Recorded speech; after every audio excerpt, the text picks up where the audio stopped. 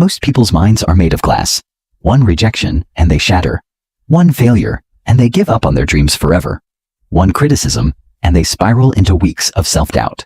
But what if I told you that you could build mental armor so strong that nothing could break you? Not failure, not rejection, not criticism, not even years of struggle and setbacks. Today, you're going to learn the exact techniques used by Navy SEALs, elite athletes, and billionaire entrepreneurs to build minds that cannot be broken. By the time you finish this, you'll understand how to construct psychological defenses that are literally impenetrable. You'll become the kind of person who gets stronger under pressure while others crumble. This isn't theory. This isn't motivation. This is mental warfare training for your mind, and if you apply what you learned today, you will never be the same person again. Chapter 1. The Mental Warfare Crisis. Your mind is under attack right now. Every single day, forces beyond your control are trying to break you down, weaken your resolve, and turn you into another victim of circumstance. The stress of modern life, the constant negativity, the endless distractions, the fear-mongering media, toxic people who drain your energy, social media algorithms designed to make you feel inadequate, economic uncertainty that breeds anxiety, political polarization that creates division, technological disruption that makes everything feel unstable. They're all weapons in a war being waged against your mental strength. And here's the brutal truth. Most people are losing this war. They're walking around with minds made of glass, shattering at the first sign of real pressure.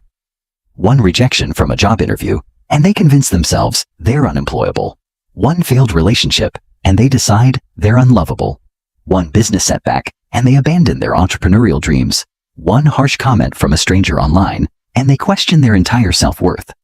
One unexpected bill, and they spiral into financial panic. One health scare, and they become paralyzed by mortality fears. These people have turned themselves into psychological casualties without even realizing it. They've surrendered control of their mental state to external circumstances. They've made their inner peace dependent on things they cannot control. They've programmed themselves to be victims of whatever life throws at them.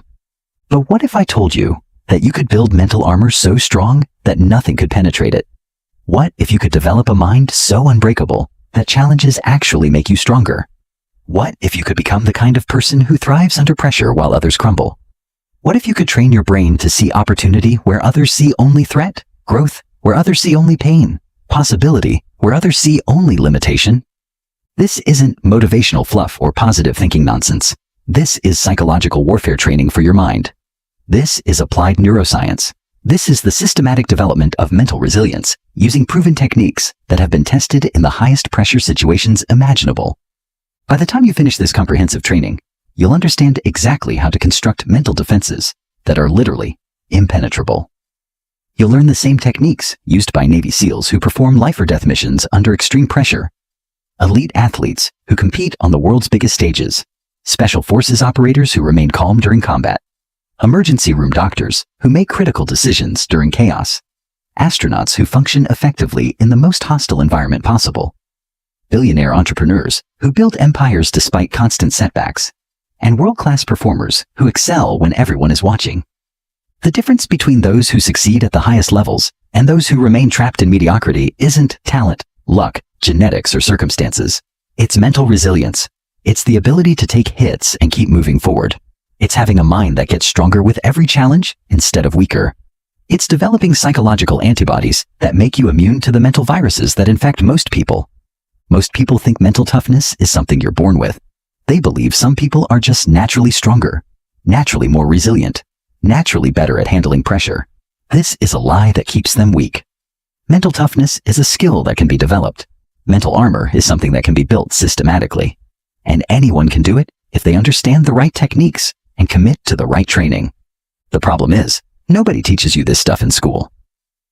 Educational systems don't include courses on mental resilience, emotional regulation, or psychological self-defense. Parents don't know how to build mental toughness in their children because they never learned it themselves. Society actually encourages mental weakness by promoting victim mentality, teaching people to avoid discomfort, encouraging them to seek safety at all costs, and telling them to express every feeling they have without any filter or self-control. Modern culture has created a generation of psychological weaklings who crumble at the first sign of adversity. They need safe spaces to protect them from ideas that might challenge their worldview. They require trigger warnings to avoid content that might cause mild discomfort. They demand participation trophies to protect their self-esteem from the reality of failure. They seek therapy for problems that previous generations solved through character development and personal responsibility. But the elite know better. They understand that mental strength is the foundation of all achievement. They know that without an unbreakable mind, everything else is worthless. You can have all the talent in the world, all the knowledge, all the opportunities, all the resources, all the connections, but if your mind breaks under pressure, you'll never reach your potential. You'll always be limited by your psychological fragility. The strongest people in history didn't achieve greatness despite their challenges. They achieved greatness because of their challenges. Every obstacle they faced, every setback they endured, every failure they experienced became raw material for building stronger mental armor. They understood that adversity is not the enemy of success. It's the creator of success. Consider the most successful people you admire. Every single one of them has faced rejection, criticism, failure, doubt, fear, uncertainty, financial pressure, personal attacks, health challenges, relationship problems, and periods of deep struggle. The difference is, they didn't let these experiences break them. Instead, they used them as training exercises that made their minds unbreakable. Today, that changes for you. Today, you start building mental armor that nothing can penetrate. Today, you begin the transformation from psychological victim to mental warrior. Today, you commit to developing the kind of mind that cannot be broken by anything life throws at you. Chapter 2. The Anatomy of Mental Weakness. Before you can build an unbreakable mind, you need to understand exactly how minds break. Most people's mental defenses are so weak that they're practically inviting attack. They've unknowingly programmed themselves for failure, and they don't even realize it. They've created psychological vulnerabilities that make them sitting ducks for every challenge, setback, and criticism they encounter. Understanding mental weakness isn't about judging or criticizing people who struggle. It's about identifying the specific patterns that create psychological fragility, so you can systematically eliminate them from your own mental programming. It's about recognizing the enemy so you can defeat it decisively. The first fundamental weakness is emotional reactivity. Most people are controlled by their emotions instead of controlling them. They are like emotional pinballs, bouncing from one feeling to another based on whatever happens around them. Someone says something negative to them, and they immediately feel hurt, angry, or defensive. They encounter an obstacle, and they immediately feel frustrated or overwhelmed. They face uncertainty, and they immediately feel anxious or fearful. They receive criticism, and they immediately feel attacked or inadequate. This emotional reactivity is mental poison, because it means you're not in control of your own mind. You're like a puppet being controlled by external circumstances. Every situation, every person, every unexpected event has the power to derail your emotional state and destroy your focus. Your inner peace becomes hostage to forces beyond your control. When you're emotionally reactive, you make decisions based on temporary feelings rather than long-term strategy. You say things you regret when you're angry. You avoid opportunities when you're afraid. You give up on goals when you're discouraged. You make impulsive choices when you're excited. Your entire life becomes a series of emotional reactions rather than conscious choices. The second weakness is catastrophic thinking. Most people's minds automatically jump to the worst-case scenario in any situation. They get laid off from their job, and they immediately imagine themselves homeless and destitute. They get rejected by someone they're attracted to, and they convince themselves they'll never find love. They fail at something important, and they conclude they're failures as human beings. They face a health scare, and they assume they're dying. They encounter financial difficulties, and they envision complete ruin. This pattern of thinking creates a mental environment where fear dominates everything. Instead of seeing challenges as opportunities to grow stronger, they see them as threats to their survival. Instead of approaching problems with confidence and creativity, they approach them with anxiety and desperation. Instead of focusing on solutions, they become obsessed with everything that could go wrong. Catastrophic thinking is particularly destructive because it becomes a self-fulfilling prophecy. When you expect the worst, you unconsciously behave in ways that make the worst more likely. When you're convinced you'll fail, you don't put in maximum effort. When you're certain people will reject you, you act in ways that push them away. When you're sure something won't work, you don't fully commit to making it work. The third weakness is victim mentality. Most people blame their circumstances, their upbringing, their genetics, their bad luck, their toxic relationships, their unsupportive families, their discriminatory society, their unfair bosses, their economic disadvantages, or other people for their problems. They see themselves as powerless victims of forces beyond their control. This mentality is mental cancer because it destroys your sense of agency and responsibility. When you think like a victim, you stop looking for solutions and start looking for excuses. You stop taking action and start making complaints. You stop focusing on what you can control and start obsessing about what you can't control. You stop growing stronger and start growing weaker. Every setback confirms your belief that you're powerless, creating a downward spiral that's almost impossible to escape. Victim mentality is seductive because it provides immediate psychological relief. It's easier to blame external factors than to take responsibility for changing your situation. It's more comfortable to see yourself as powerless than to acknowledge that your choices have consequences. It's less threatening to believe that success is determined by luck than to admit that it's determined by effort and skill. But this temporary psychological relief comes at a devastating long-term cost. When you see yourself as a victim, you give away your power to create the life you want. You become dependent on external circumstances changing, instead of taking responsibility for changing yourself. You wait for someone else to rescue you, instead of developing the strength to rescue yourself. The fourth weakness is comfort addiction. Most people avoid discomfort at all costs. They stay in jobs they hate because leaving feels scary and uncertain. They avoid difficult conversations because confrontation feels uncomfortable and risky. They stick with familiar routines because change feels threatening and demanding. They refuse to challenge themselves because growth requires effort and temporary pain. They choose the known misery over the unknown possibility. They prefer the familiar prison to the uncertain freedom. They select the comfortable failure over the uncomfortable success. They pick the easy wrong over the difficult right. But here's what they don't understand. Comfort is the enemy of mental strength. Every time you choose comfort over growth, you're making your mind weaker. Every time you avoid a challenge, you're training yourself to be fragile. Every time you seek the easy path, you're programming yourself for failure when life gets hard. Every time you retreat to your comfort zone, you're shrinking your capacity to handle bigger challenges. Comfort addiction creates a vicious cycle where your tolerance for discomfort decreases over time. The more you avoid difficulty, the more difficult things become.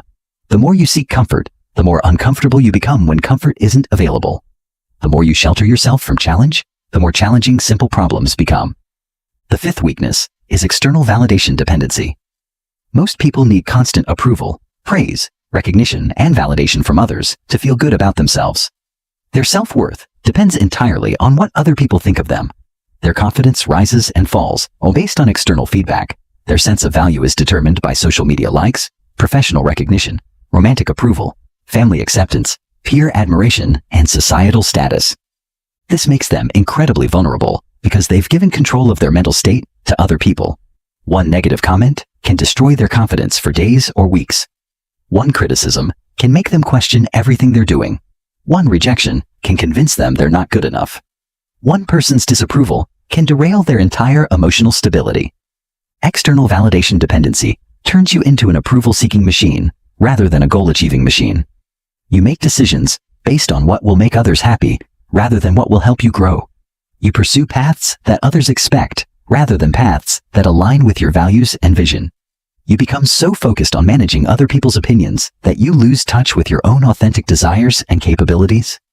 The sixth weakness is perfectionist paralysis. Many people refuse to take action unless they can guarantee perfect results. They won't start a business unless they have a perfect plan. They won't pursue a relationship unless they're certain it will work out. They won't attempt a challenge unless they know they'll succeed. They won't share their ideas unless they're completely refined. They won't take risks unless they can eliminate all possibility of failure. This perfectionist thinking creates chronic procrastination and missed opportunities. While perfectionists are waiting for perfect conditions, perfect timing, perfect preparation, and perfect guarantees, opportunities pass them by. While they're obsessing over making everything perfect, others are taking action and learning from results. Perfectionism is often disguised as high standards, but it's actually a form of fear-based thinking.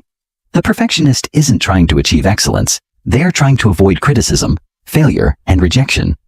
They use the pursuit of perfection as an excuse to avoid the vulnerability that comes with putting themselves and their work into the world. The seventh weakness is learned helplessness. This occurs when people experience repeated setbacks and conclude that their actions don't matter.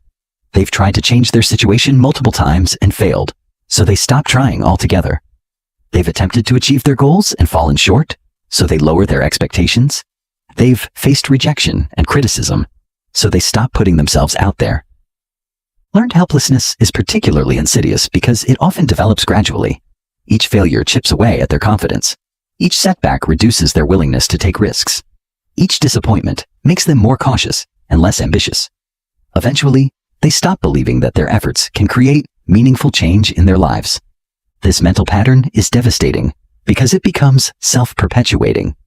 When you believe your actions don't matter, you stop taking effective action. When you stop taking effective action, your results confirm your belief that you're helpless. This creates a cycle of diminishing effort and diminishing results that can persist for years or even decades. The eighth weakness is instant gratification seeking. Most people want immediate results and become frustrated when progress is slower than expected. They start a fitness program and quit when they don't see results in 2 weeks. They begin learning a new skill and abandon it when they don't achieve competence quickly. They pursue a goal and give up when they encounter initial obstacles or delays. This need for instant gratification makes people vulnerable to quitting before they can experience the compound benefits of sustained effort. They never develop the patience and persistence required for significant achievement. They never experience the satisfaction of working through difficulties to achieve meaningful results. The instant gratification mindset also makes people susceptible to get-rich-quick schemes, miracle solutions, and easy fix promises. They're always looking for shortcuts that will allow them to bypass the effort and time required for real development. They become easy targets for anyone promising fast results with minimal effort. These 8 weaknesses create a mind that's vulnerable to attack from every direction. It's like having a fortress with walls made of paper, gates made of cardboard, and guards who run away at the first sign of trouble. The moment any real pressure is applied, everything collapses. But the good news is revolutionary. Every one of these weaknesses can be transformed into a strength. Every vulnerability can become an impenetrable defense. Every mental liability can become a psychological asset. And that transformation starts with understanding the science of mental resilience and the systematic process of building unbreakable mental armor. The people who achieve extraordinary results haven't eliminated these challenges from their lives.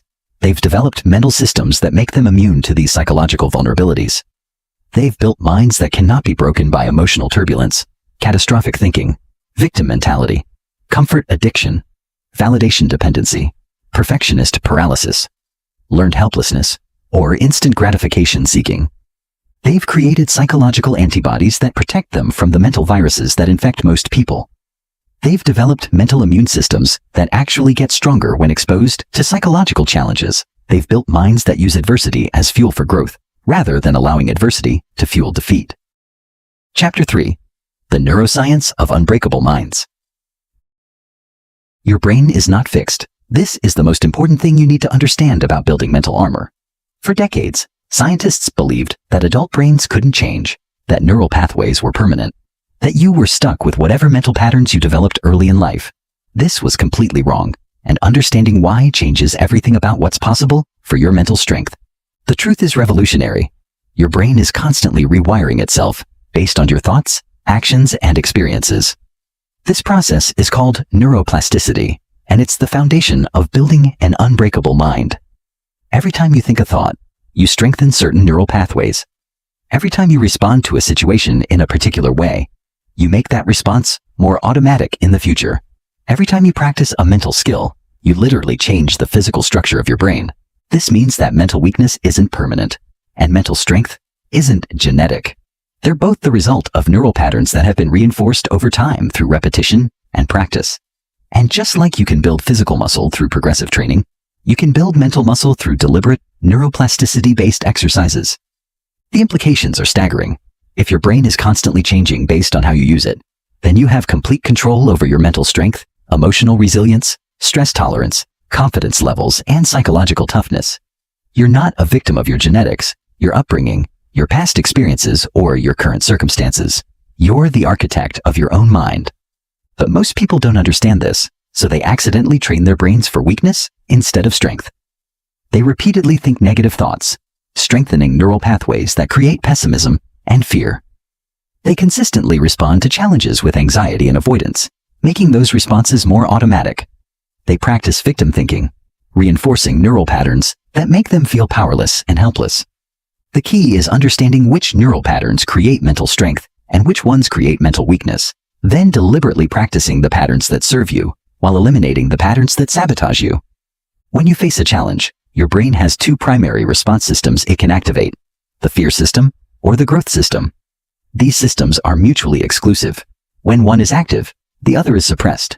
Your mental strength depends on training your brain to default to the growth system instead of the fear system. The fear system is designed for survival in dangerous situations. When it's activated, your brain focuses on avoiding threats, minimizing risks, seeking safety, conserving energy, and escaping danger. This system served our ancestors well when they faced physical dangers like predators, natural disasters, and hostile tribes. But in modern life, it often works against us because most of our challenges aren't actually life-threatening. When the fear system dominates your thinking, you become risk-averse, pessimistic, reactive, defensive, and focused on avoiding failure rather than achieving success. You see challenges as threats instead of opportunities. You focus on what could go wrong instead of what could go right. You seek comfort and familiarity instead of growth and expansion. You make decisions based on avoiding pain rather than pursuing pleasure. The fear system also triggers a cascade of stress hormones that impair higher-level thinking functions. When you're in fear mode, your prefrontal cortex, the part of your brain responsible for strategic thinking, creative problem-solving, and emotional regulation, goes offline. Your amygdala, the primitive fear center, takes control and makes decisions based on fight, flight, or freeze responses. This is why people make terrible decisions when they're scared, angry, or overwhelmed. Their higher brain functions are literally suppressed in favor of primitive survival responses. They can't think clearly, solve problems creatively, or regulate their emotions effectively because their fear system has hijacked their neural resources. The growth system, on the other hand, is designed for adaptation, learning, and improvement. When it's activated, your brain focuses on exploring possibilities, solving problems, learning from experience, building capabilities, and expanding your comfort zone. You see challenges as opportunities to become stronger. You approach problems with curiosity instead of anxiety. You embrace discomfort as a sign that you're growing. When the growth system is active, your prefrontal cortex is fully online and operating at peak capacity. You can think strategically, solve problems creatively, regulate your emotions effectively, and make decisions based on long-term vision rather than short-term impulses. You can access your full cognitive resources and apply them to whatever challenge you're facing. The growth system also triggers the release of neurochemicals that enhance learning, memory, and performance. When you're in growth mode, your brain produces increased levels of dopamine, which enhances motivation and focus, serotonin, which stabilizes mood and promotes confidence, and BDNF, brain-derived neurotrophic factor, which literally grows new neural connections and enhances learning capacity. The difference between people with unbreakable minds and those with fragile minds is simple. They've trained their brains to default to the growth system instead of the fear system. They've rewired their neural patterns to see strength where others see weakness, opportunity where others see threat, and growth where others see danger. This rewiring doesn't happen overnight, but it's completely achievable through specific training techniques based on neuroplasticity principles. The most powerful of these techniques is called cognitive reconditioning, and it's based on the principle that you can literally reprogram your brain by changing your thought patterns. Every thought you think creates a neural pathway. The first time you think a particular thought, it creates a weak neural connection. But every time you repeat that thought, the connection gets stronger.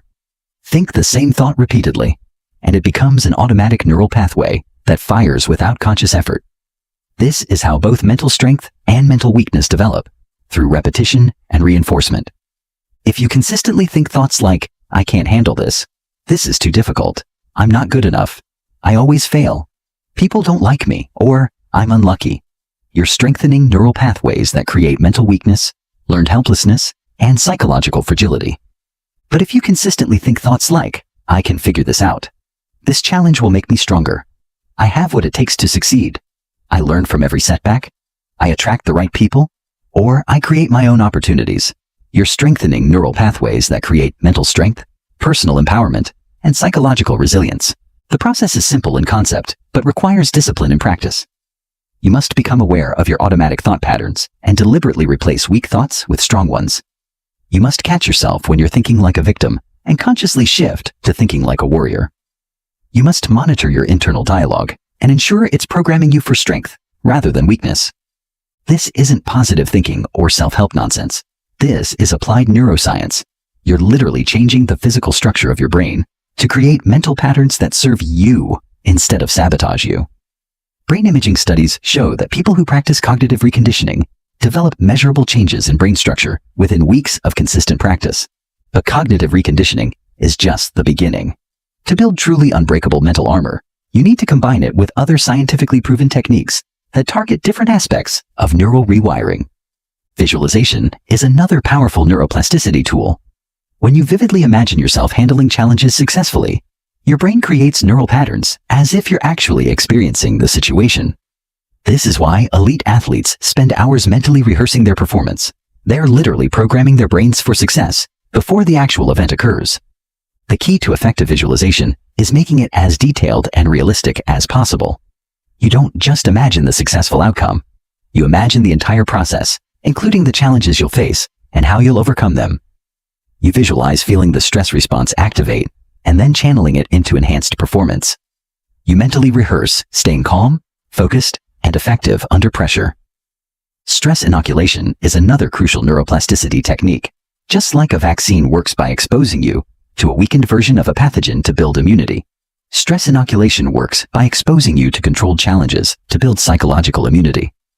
Each time you voluntarily face a difficult situation and handle it successfully, you build neural patterns that increase your confidence and stress tolerance. The key is making the challenges progressive and manageable. You start with small stressors that activate your stress response without overwhelming your capacity to cope. As you build competence at handling smaller challenges, you gradually increase the difficulty level. This progressive approach builds stress immunity without creating traumatic experiences that could undermine your confidence. Mindfulness meditation is another powerful tool for brain rewiring. Regular meditation practice literally changes brain structure, increasing gray matter in areas associated with emotional regulation, attention control, and stress resilience, while decreasing activity in areas associated with anxiety and reactivity. The specific type of meditation matters less than the consistency of practice.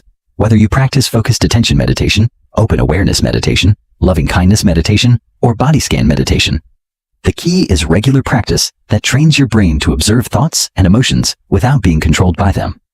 Physical exercise is also crucial for brain rewiring because it triggers the release of BDNF and other neurochemicals that enhance neuroplasticity. Regular cardiovascular exercise, strength training, and complex movement patterns all contribute to brain health and mental resilience. Exercise also provides natural stress inoculation by challenging your physical systems in controlled ways. Sleep optimization is essential because most brain rewiring occurs during sleep. Your brain consolidates new neural patterns, eliminates cellular waste products, and integrates new learning during deep sleep stages. Poor sleep quality can undermine all your efforts to build mental strength by preventing proper neural consolidation. Nutrition also plays a crucial role in brain rewiring. Your brain needs specific nutrients to build new neural connections and maintain optimal function. Omega-3 fatty acids, antioxidants, B vitamins, magnesium, and protein are particularly important for neuroplasticity and mental resilience. Social connections influence brain structure as well. Positive, supportive relationships trigger the release of oxytocin and other neurochemicals that enhance neuroplasticity and stress resilience. Isolation and toxic relationships, on the other hand, increase stress hormones that impair brain function and mental health.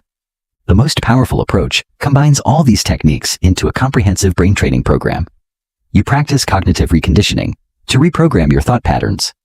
You use visualization to mentally rehearse success scenarios. You engage in progressive stress inoculation to build psychological immunity. You meditate regularly to enhance emotional regulation. You exercise consistently to optimize brain chemistry. You prioritize sleep to consolidate neural changes. You eat foods that support brain health. You cultivate positive relationships that enhance resilience. This multifaceted approach creates compound effects that accelerate brain rewiring and mental armor development. Each technique reinforces and amplifies the others, creating exponential rather than linear improvement in mental strength. The timeline for significant brain changes varies depending on the intensity and consistency of your practice, but research shows that measurable changes can occur within 2 to 4 weeks of consistent training. Significant structural changes typically occur within 8 to 12 weeks. Life-changing transformations usually require 6 to 12 months of dedicated practice. The key is understanding that you're not just trying to feel better or think more positively. You're literally rebuilding your brain for unbreakable mental strength. You're creating new neural architecture that will serve you for the rest of your life. You're developing psychological capabilities that will compound over time and create exponential improvements in your resilience, confidence, and performance. Chapter 4. The 4 Pillars of Mental Armor. Mental armor isn't built from a single technique or strategy. It's constructed from 4 distinct but interconnected pillars, each targeting a different aspect of mental resilience. Master all 4, and your mind becomes virtually unbreakable. Neglect any one of them, and you create a vulnerability that can be exploited when pressure increases. Think of these pillars as the 4 walls of an impenetrable fortress. Each wall must be equally strong, or enemies will attack through the weakest point. Each pillar must be developed systematically, or your mental armor will have critical gaps that leave you exposed when you need protection most. The 4 pillars are emotional regulation, cognitive flexibility, stress immunity, and identity armor. Together, they create a comprehensive defense system that protects you from every form of psychological attack while simultaneously making you stronger through exposure to challenge. The first pillar, emotional regulation. This is your ability to maintain control over your emotional responses regardless of external circumstances. Most people are emotional slaves. They feel whatever their environment tells them to feel. But with proper emotional regulation, you become the master of your internal state. Emotional regulation doesn't mean suppressing emotions or pretending they don't exist. It means having conscious control over how you process and express emotions. When someone criticizes you, you don't automatically feel hurt or defensive. When you face a setback, you don't automatically feel discouraged or defeated. When uncertainty arises, you don't automatically feel anxious or overwhelmed. Instead, you pause. You observe the emotion without being controlled by it. You choose how to respond based on your goals and values, not on your immediate emotional impulses. This creates an unshakable inner stability that external forces cannot disrupt. The foundation of emotional regulation is understanding that emotions are information, not instructions. When you feel angry, that emotion is giving you information. Perhaps that a boundary has been crossed or an injustice has occurred. But the emotion itself is not telling you that you must react with aggression or retaliation. When you feel fear, that emotion is giving you information. Perhaps that you're entering unfamiliar territory or facing a significant challenge. But the emotion itself is not telling you that you must avoid the situation or retreat to safety. Most people make the mistake of treating emotions as commands they must obey. They feel angry, so they lash out. They feel afraid, so they avoid taking action. They feel sad, so they withdraw from opportunities. They feel excited, so they make impulsive decisions. This emotional reactivity gives control of their lives to external circumstances. True emotional regulation starts with creating space between feeling and response. This space is where your power lives. In this space, you can observe the emotion, understand its message, and choose your response based on wisdom rather than impulse. Advanced emotional regulation goes beyond just managing negative emotions. It includes the ability to generate positive emotional states at will. You can create confidence when you need to perform. You can access calm when you need to think clearly. You can generate enthusiasm when you need motivation. You can produce determination when you need persistence. This emotional mastery makes you incredibly powerful because your performance is no longer dependent on external circumstances or random emotional fluctuations. You can access the emotional states that support peak performance regardless of what's happening around you. The highest level of emotional regulation is emotional alchemy, the ability to transform negative emotions into positive ones. Instead of being weakened by anger, you transform it into determination. Instead of being paralyzed by fear, you transform it into excitement. Instead of being crushed by disappointment, you transform it into motivation for improvement. The second pillar, cognitive flexibility. This is your ability to adapt your thinking patterns based on changing circumstances. Most people have rigid mental models that break when reality doesn't match their expectations. But with cognitive flexibility, you can adjust your perspective to find opportunity in any situation. Cognitive flexibility means seeing multiple possibilities where others see only problems. It means finding creative solutions when conventional approaches fail. It means remaining optimistic about outcomes while being realistic about challenges. This mental agility allows you to navigate uncertainty with confidence instead of fear. The foundation of cognitive flexibility is perspective taking, the ability to look at any situation from multiple angles to find the most useful viewpoint. When you face a challenge, instead of automatically focusing on what's wrong or what you can't control, you train yourself to also look for what's right and what you can influence. Perspective taking doesn't mean ignoring problems or pretending difficulties don't exist. It means expanding your mental toolkit so you can choose the perspective that best serves your goals. Sometimes the most useful perspective focuses on solutions rather than problems. Sometimes it focuses on long-term benefits rather than short-term costs. Sometimes it focuses on what you can learn rather than what you can lose. Advanced cognitive flexibility includes assumption questioning, regularly examining your beliefs and mental models to ensure they're still serving you. What if that impossible goal is actually achievable with a different approach? What if that failed strategy would work in different circumstances? What if that unrealistic vision is exactly what's needed to create breakthrough results? The highest level of cognitive flexibility is paradoxical thinking, the ability to hold apparently contradictory ideas simultaneously and extract value from both. You can be confident but humble, focused but flexible, persistent but adaptive, optimistic but realistic. This allows you to navigate complex situations that would confuse people who think in binary terms. The third pillar, stress immunity. This is your ability to perform at peak levels under high-pressure conditions. Most people's performance degrades when stress increases, but those with stress immunity actually perform better when the stakes are higher. Stress immunity is developed through controlled exposure to challenging situations. Just like a vaccine works by exposing you to a weakened version of a disease to build immunity, stress immunity is built by deliberately putting yourself in pressure situations to build mental calluses. The foundation of stress immunity is stress reframing, changing your interpretation of stress symptoms from threatening to empowering. Instead of seeing increased heart rate as a sign of anxiety, you see it as your body preparing for action. Instead of interpreting nervous energy as fear, you see it as excitement for the challenge ahead. This reframe is based on cutting-edge research, showing that stress is only harmful when you believe it's harmful. When you view stress as helpful and empowering, it actually enhances your performance and improves your health. Your body responds to your interpretation, not just to the stressor itself. Advanced stress immunity includes stress utilization, the ability to channel stress energy into enhanced performance. Instead of trying to eliminate stress, you learn to use it as fuel for heightened focus, increased energy, and improved capabilities.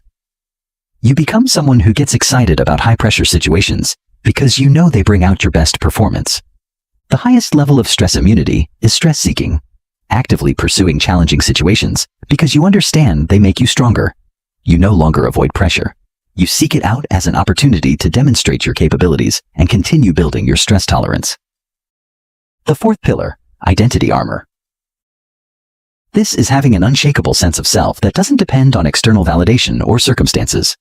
Most people's self-concept is fragile because it's based on temporary things like achievements, relationships, or social status. But identity armor is built on permanent foundations that can't be taken away. When you have identity armor, criticism doesn't threaten your self-worth because you know who you are independent of what others think.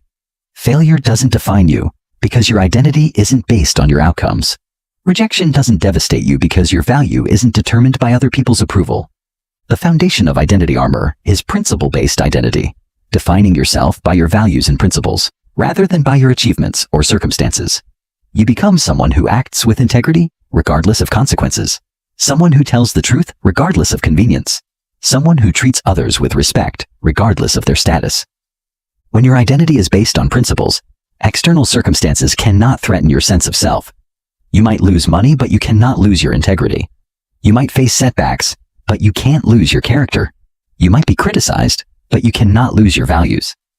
Advanced identity armor includes capability-based identity, seeing yourself as someone who can develop whatever skills are needed to achieve your goals. You become someone who figures things out, someone who finds solutions, someone who adapts and overcomes. This makes you incredibly resilient because you never see yourself as permanently stuck or helpless. The highest level of identity armor is legacy-based identity, seeing yourself as someone who is building something that will last beyond your lifetime. You make decisions based on long-term impact rather than short-term convenience. This gives you incredible strength during temporary setbacks because you're playing a longer game. How the 4 pillars work together. These 4 pillars don't work in isolation. They reinforce and strengthen each other. Emotional regulation supports cognitive flexibility by keeping you calm enough to think clearly. Cognitive flexibility enhances stress immunity by helping you reframe challenges as opportunities. Stress immunity strengthens identity armor by proving you can handle whatever life throws at you. Identity armor stabilizes emotional regulation by giving you an unshakable foundation. When all 4 pillars are fully developed, they create a synergistic effect that makes you far stronger than the sum of the individual components. You become someone who remains emotionally stable under pressure, thinks clearly when others panic, performs better when stakes are higher, and maintains unshakable confidence regardless of circumstances. This is the power of complete mental armor. Not just protection from psychological attacks, but transformation into someone who gets stronger through every challenge they face. Chapter 5. Emotional Regulation, Mastering Your Internal State. Your emotions are not random events that happen to you. They're responses that you can learn to control with surgical precision.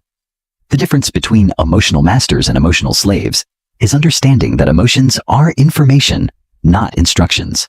They provide valuable data about your internal state and external circumstances, but they don't get to dictate your behavior or determine your responses. When you feel angry, that emotion is giving you information. Perhaps that a boundary has been crossed, an injustice has occurred, or someone has disrespected you. But the emotion itself is not telling you that you must react with aggression, retaliation, or verbal attack. When you feel fear, that emotion is giving you information. Perhaps that you're entering unfamiliar territory, facing a significant challenge, or encountering potential danger. But the emotion itself is not telling you that you must avoid the situation, retreat to safety, or abandon your goals. When you feel sad, that emotion is giving you information. Perhaps that you've experienced a loss, disappointed yourself or others, or encountered an outcome different from what you hoped. But the emotion itself is not telling you that you must withdraw from opportunities, isolate yourself from others, or give up on your aspirations. Most people make the fundamental mistake of treating emotions as commands they must obey without question. They feel angry, so they lash out at whoever is nearby. They feel afraid, so they avoid taking necessary action. They feel sad, so they withdraw from social connections and opportunities. They feel excited, so they make impulsive decisions without considering consequences. They feel anxious, so they procrastinate on important tasks. They feel guilty, so they sabotage their own success. This emotional reactivity gives control of their lives to external circumstances and internal fluctuations they don't understand. Their behavior becomes unpredictable. Their decisions become inconsistent, and their results become mediocre because they're not acting from conscious choice, but from unconscious emotional reaction. True emotional regulation starts with creating space between feeling and response. This space is where your power lives. In this space, you can observe the emotion without being overwhelmed by it, understand its message without being controlled by it, and choose your response based on wisdom, strategy, and long-term goals, rather than immediate impulse and temporary feeling. The STOP method, creating space between stimulus and response. The first technique for emotional regulation is called the STOP method. When you notice an intense emotion arising, whether it's anger, fear, sadness, excitement, anxiety, or any other strong feeling, you immediately stop what you're doing, take a deep breath, and create a pause before responding. This interrupts the automatic emotional reaction and gives you access to conscious choice. The acronym STOP stands for S. Stop. Immediately cease whatever activity you're engaged in. Don't speak, don't act, don't make decisions. Just stop. T. Take a breath. Engage in deep, conscious breathing to activate your parasympathetic nervous system and create physiological calm. O. Observe. Notice what you're feeling, where you feel it in your body, what triggered it, and what story your mind is telling you about the situation. P. Proceed. Choose your response based on your values, goals, and long-term best interests, rather than your immediate emotional impulse. During this pause, you observe the emotion without judgment or resistance. You notice where you feel it in your body, perhaps tension in your shoulders when you're stressed, a knot in your stomach when you're anxious, heat in your face when you're angry, or heaviness in your chest when you're sad. You identify what triggered the emotional response, Perhaps a specific comment someone made, an unexpected event that occurred, a memory that was activated, or a fear that was stimulated. You consider what information the emotion might be providing. Is this anger telling you that a boundary needs to be established? Is this fear warning you about a genuine risk that needs to be assessed?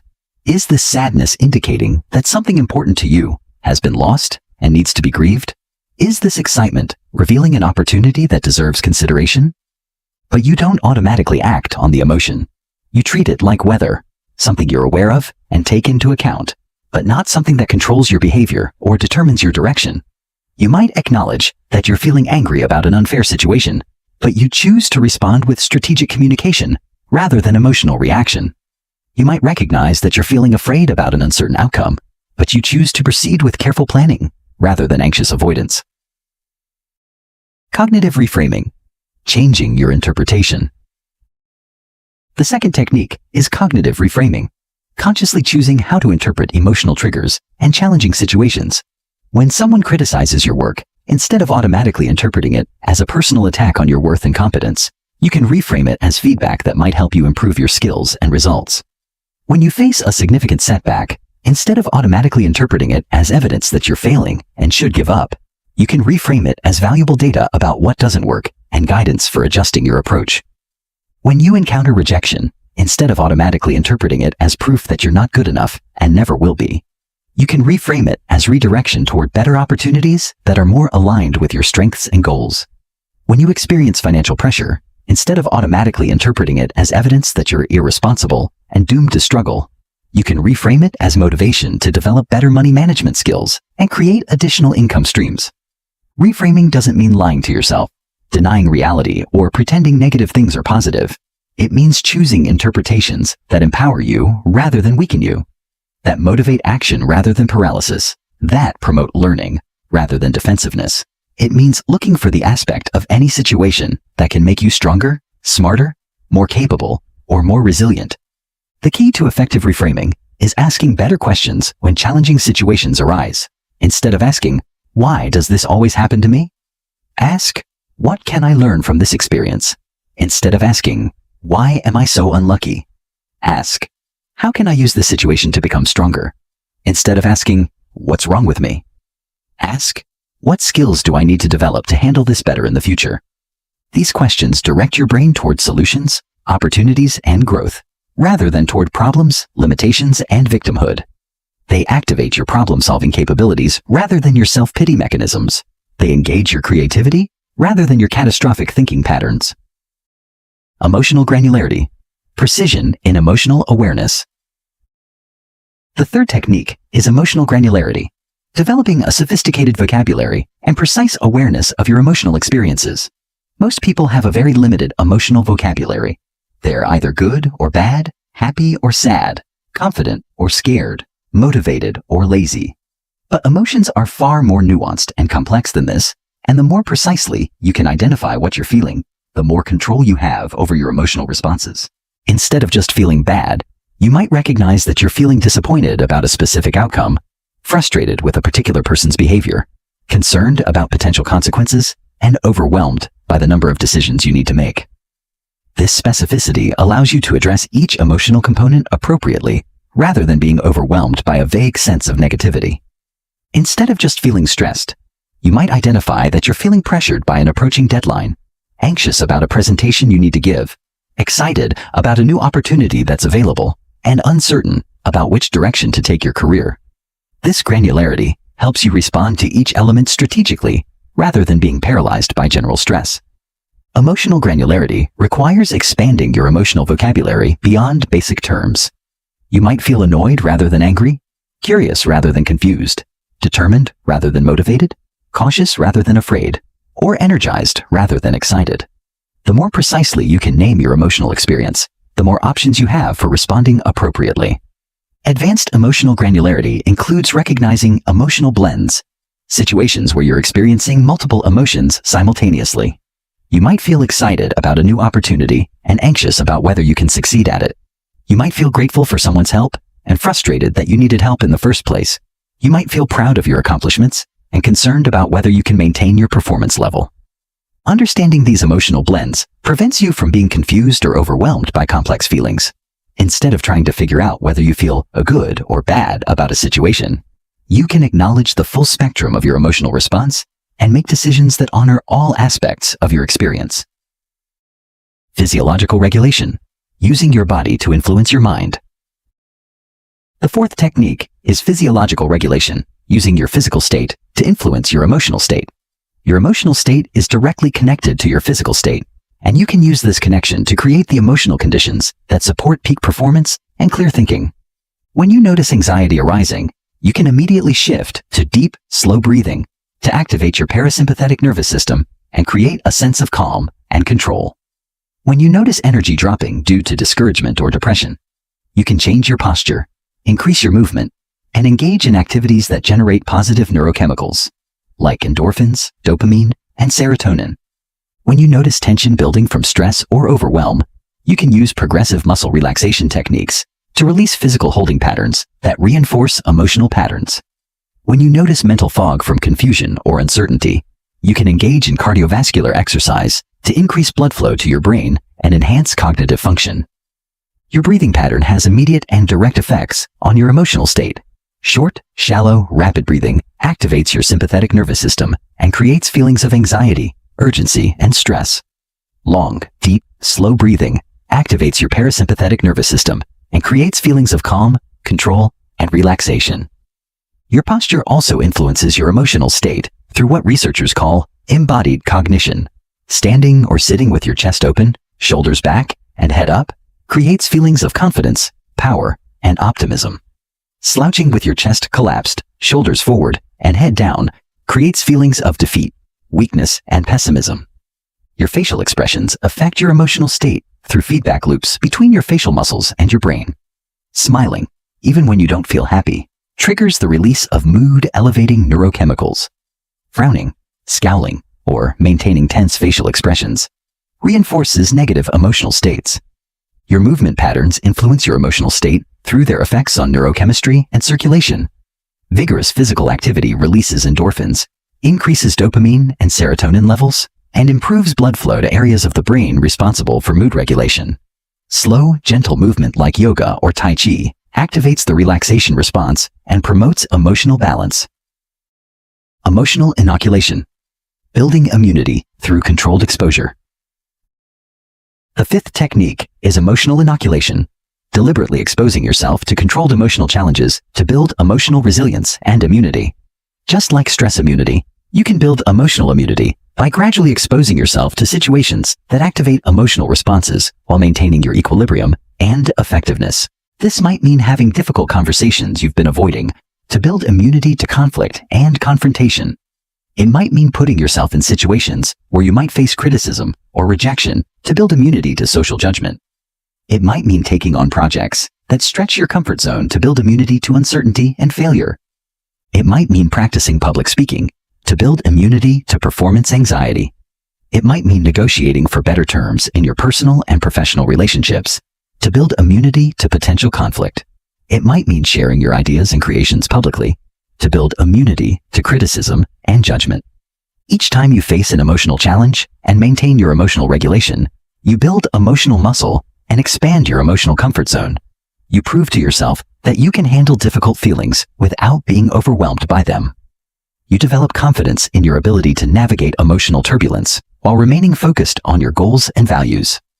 The key to effective emotional inoculation is making the challenges progressive and manageable.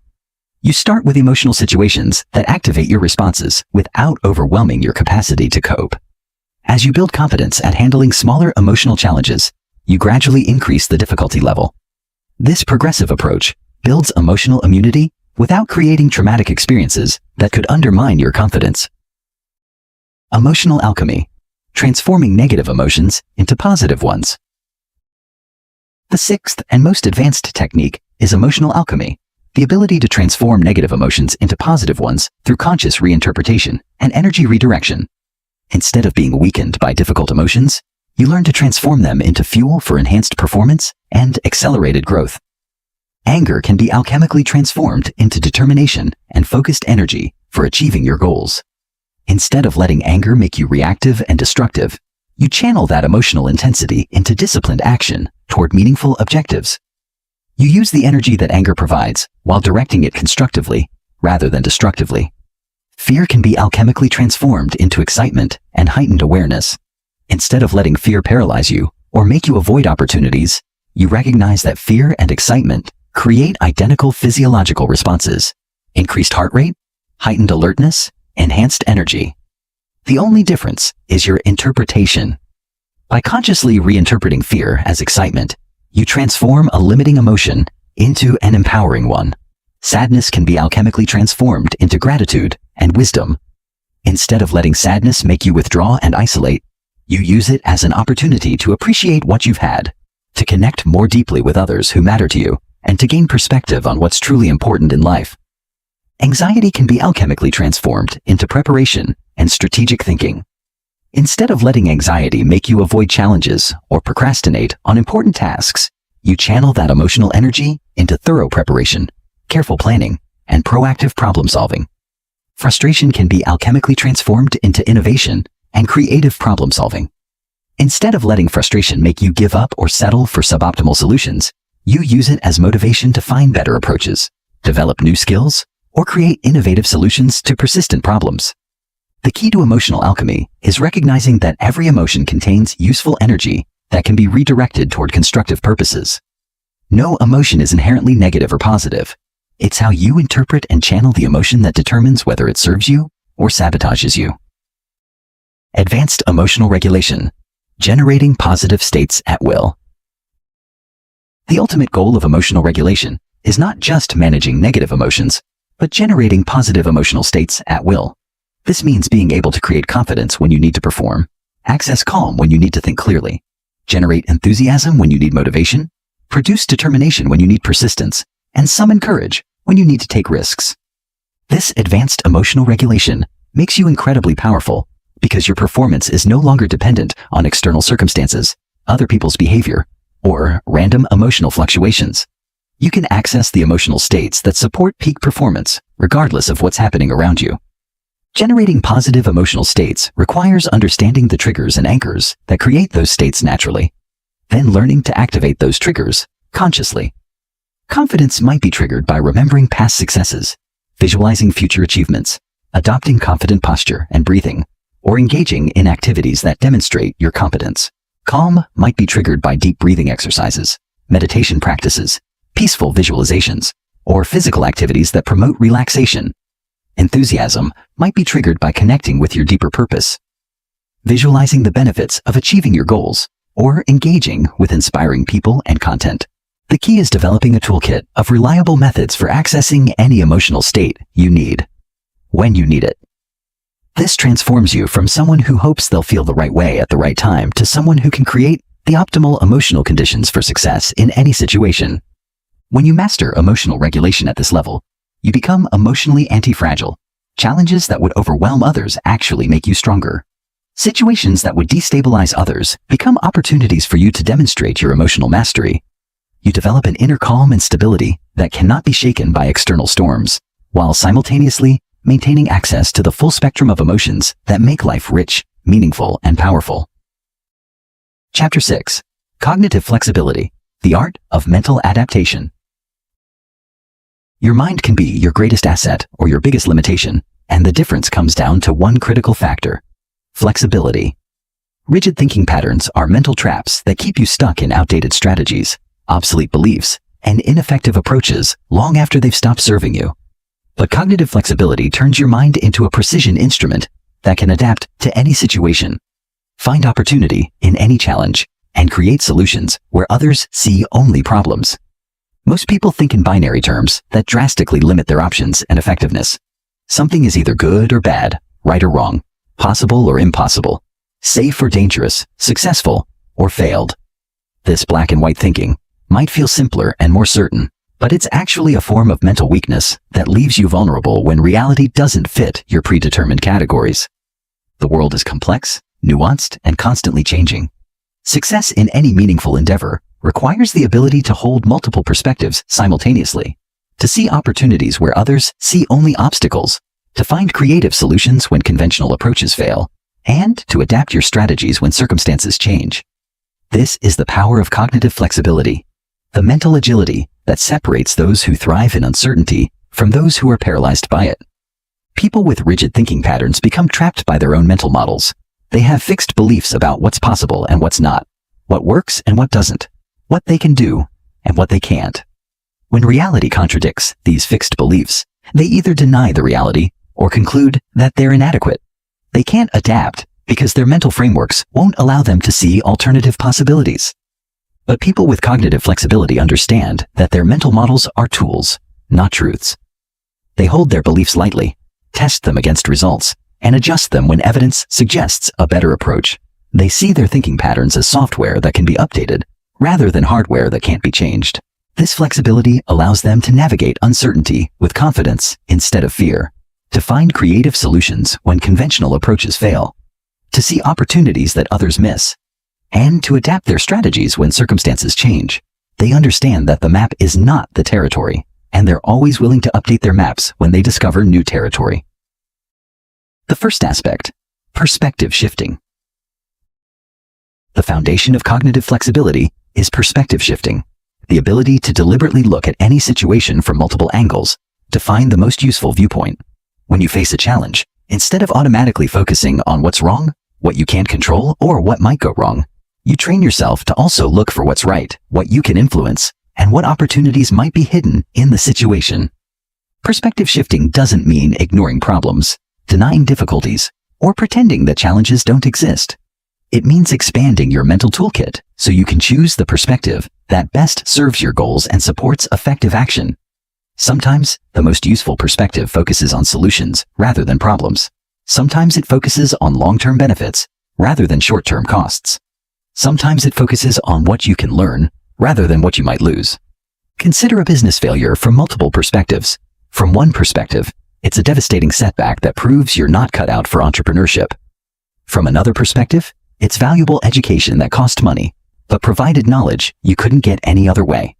From a third perspective, it's a necessary step in your development that will make you stronger and more capable for your next venture. All three perspectives are valid, but they lead to completely different emotional responses and behavioral choices.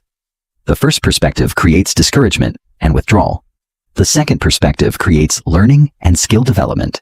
The third perspective creates resilience and determination. The same objective facts can lead to completely different subjective experiences depending on which perspective you choose. Advanced perspective shifting includes temporal perspective changes, looking at situations from different time horizons. A setback that seems devastating when viewed from a 1-week perspective might seem minor when viewed from a 1-year perspective, and completely insignificant when viewed from a 10-year perspective. A criticism that feels crushing when viewed in isolation might seem constructive when viewed as part of a pattern of feedback designed to help you improve. A rejection that feels personal when viewed through the lens of your current emotional state might seem strategic when viewed through the lens of finding the right fit for your goals and values. The key to effective perspective shifting is asking different questions about the same situation. Instead of asking, "Why did this happen to me?" ask, "What can I learn from this experience?" Instead of asking, "What's wrong with this situation?" ask, "What opportunities does this situation create?" Instead of asking, "How can I avoid this in the future?" ask, "How can I use this to become stronger?" The second aspect, assumption questioning.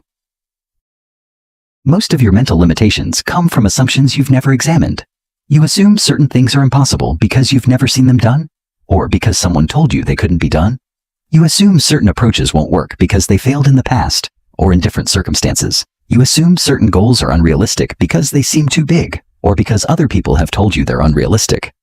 Cognitive flexibility requires regularly questioning your assumptions and testing them against current reality, rather than past experience or other people's opinions. What if that impossible goal is actually achievable with a different approach, better tools, or changed circumstances? What if that failed strategy would work in a different context, with different execution, or at a different time? What if that unrealistic vision is exactly what's needed to create breakthrough results that wouldn't be possible with more realistic goals? Most assumptions are inherited rather than examined. You absorb beliefs from your family, your education, your culture, your peer group, and your media consumption without consciously evaluating whether those beliefs serve your goals or limit your potential. These inherited assumptions become invisible mental barriers that constrain your thinking and limit your possibilities.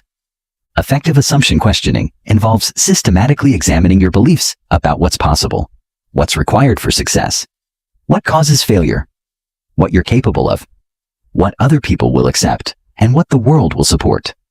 You ask yourself, where did this belief come from? What evidence supports it? What evidence contradicts it? What would I try if I didn't believe this? What opportunities am I missing because of this assumption? This process often reveals that many of your limiting beliefs are based on outdated information, limited experience, or other people's fears, rather than objective reality. You discover that things you thought were impossible are actually just difficult. Things you thought were required are actually just preferred, and things you thought were permanent are actually just persistent. Advanced assumption questioning includes examining your assumptions about cause and effect relationships. You might assume that success requires certain credentials, connections, or advantages. You might assume that failure is caused by specific factors or indicates specific inadequacies. You might assume that certain outcomes are only possible under certain conditions. But many of these cause and effect assumptions are oversimplified or completely incorrect. Success can be achieved through multiple pathways. Failure can result from numerous factors, and outcomes can be influenced by variables you haven't considered. By questioning these assumptions, you discover new possibilities for achieving your goals and overcoming your challenges. The third aspect, pattern recognition and cross-domain transfer. Cognitive flexibility includes the ability to see connections and patterns that others miss, to take lessons from one domain and apply them to completely different areas, and to recognize when an old solution can solve a new problem or when a new approach is needed for an old challenge. This pattern recognition comes from actively seeking connections between seemingly unrelated concepts, experiences, and fields of knowledge. How might the strategies used by successful athletes apply to business challenges? How might the principles of martial arts apply to emotional regulation? How might the lessons from historical events apply to current decisions? How might the techniques used in one industry solve problems in a completely different industry? Many breakthrough innovations come from cross-domain transfer, taking ideas, strategies, or technologies from one field and applying them to solve problems in another field. Velcro was invented by observing how burr seeds stick to animal fur. The design of airplane wings was inspired by bird flight. Many business strategies are adapted from military tactics or sports strategies. By actively looking for patterns and connections across different domains, you develop a much larger toolkit for solving problems and achieving goals. You're not limited to the conventional approaches used in your field or industry. You can draw upon insights and strategies from completely different areas of human knowledge and experience. Advanced pattern recognition includes recognizing meta-patterns, underlying principles that apply across multiple domains. The principle of leverage applies in physics, finance, business, and personal development. The principle of feedback loops applies in biology, psychology, technology, and relationships. The principle of compound growth applies in investing, learning, fitness, and skill development. When you understand these meta-patterns, you can apply them in any context where they're relevant. You can use leverage principles to amplify your efforts in any area. You can use feedback loop principles to create continuous improvement in any system. You can use compound growth principles to create exponential results in any endeavor.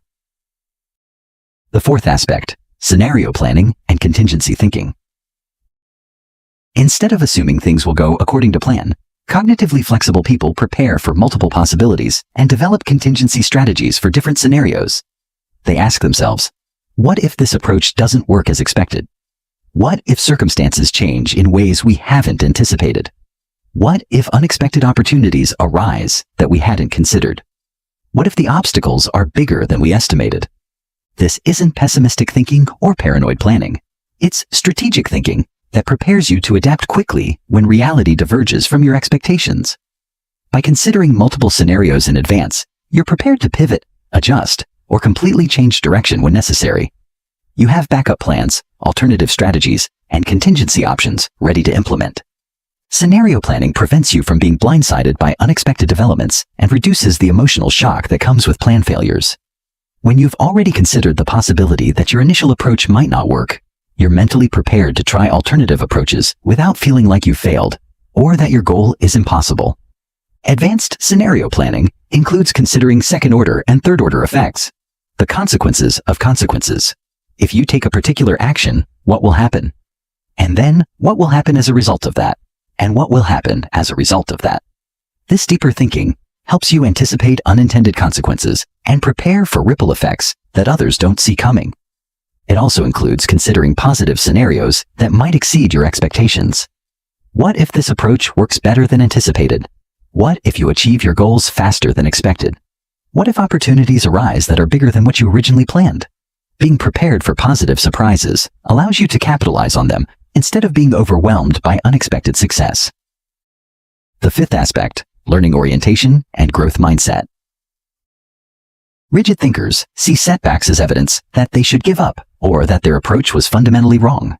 They take failures personally and interpret them as reflections of their inadequacy or proof that their goals are unrealistic.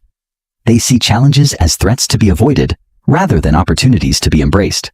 Flexible thinkers see setbacks as valuable data that can inform better strategies and improved approaches. They ask, what worked? What didn't work? What can we do differently next time? What did we learn that we didn't know before? What assumptions were revealed to be incorrect? What new possibilities did this experience reveal? This learning orientation transforms every experience into useful information. Success teaches you what to repeat and how to scale effective strategies. Failure teaches you what to avoid or modify and reveals weaknesses in your approach. Unexpected outcomes teach you about factors you hadn't considered and assumptions you hadn't questioned. Everything becomes grist for the mill of continuous improvement and strategic refinement. Instead of being discouraged by setbacks, you become energized by the opportunity to improve your approach.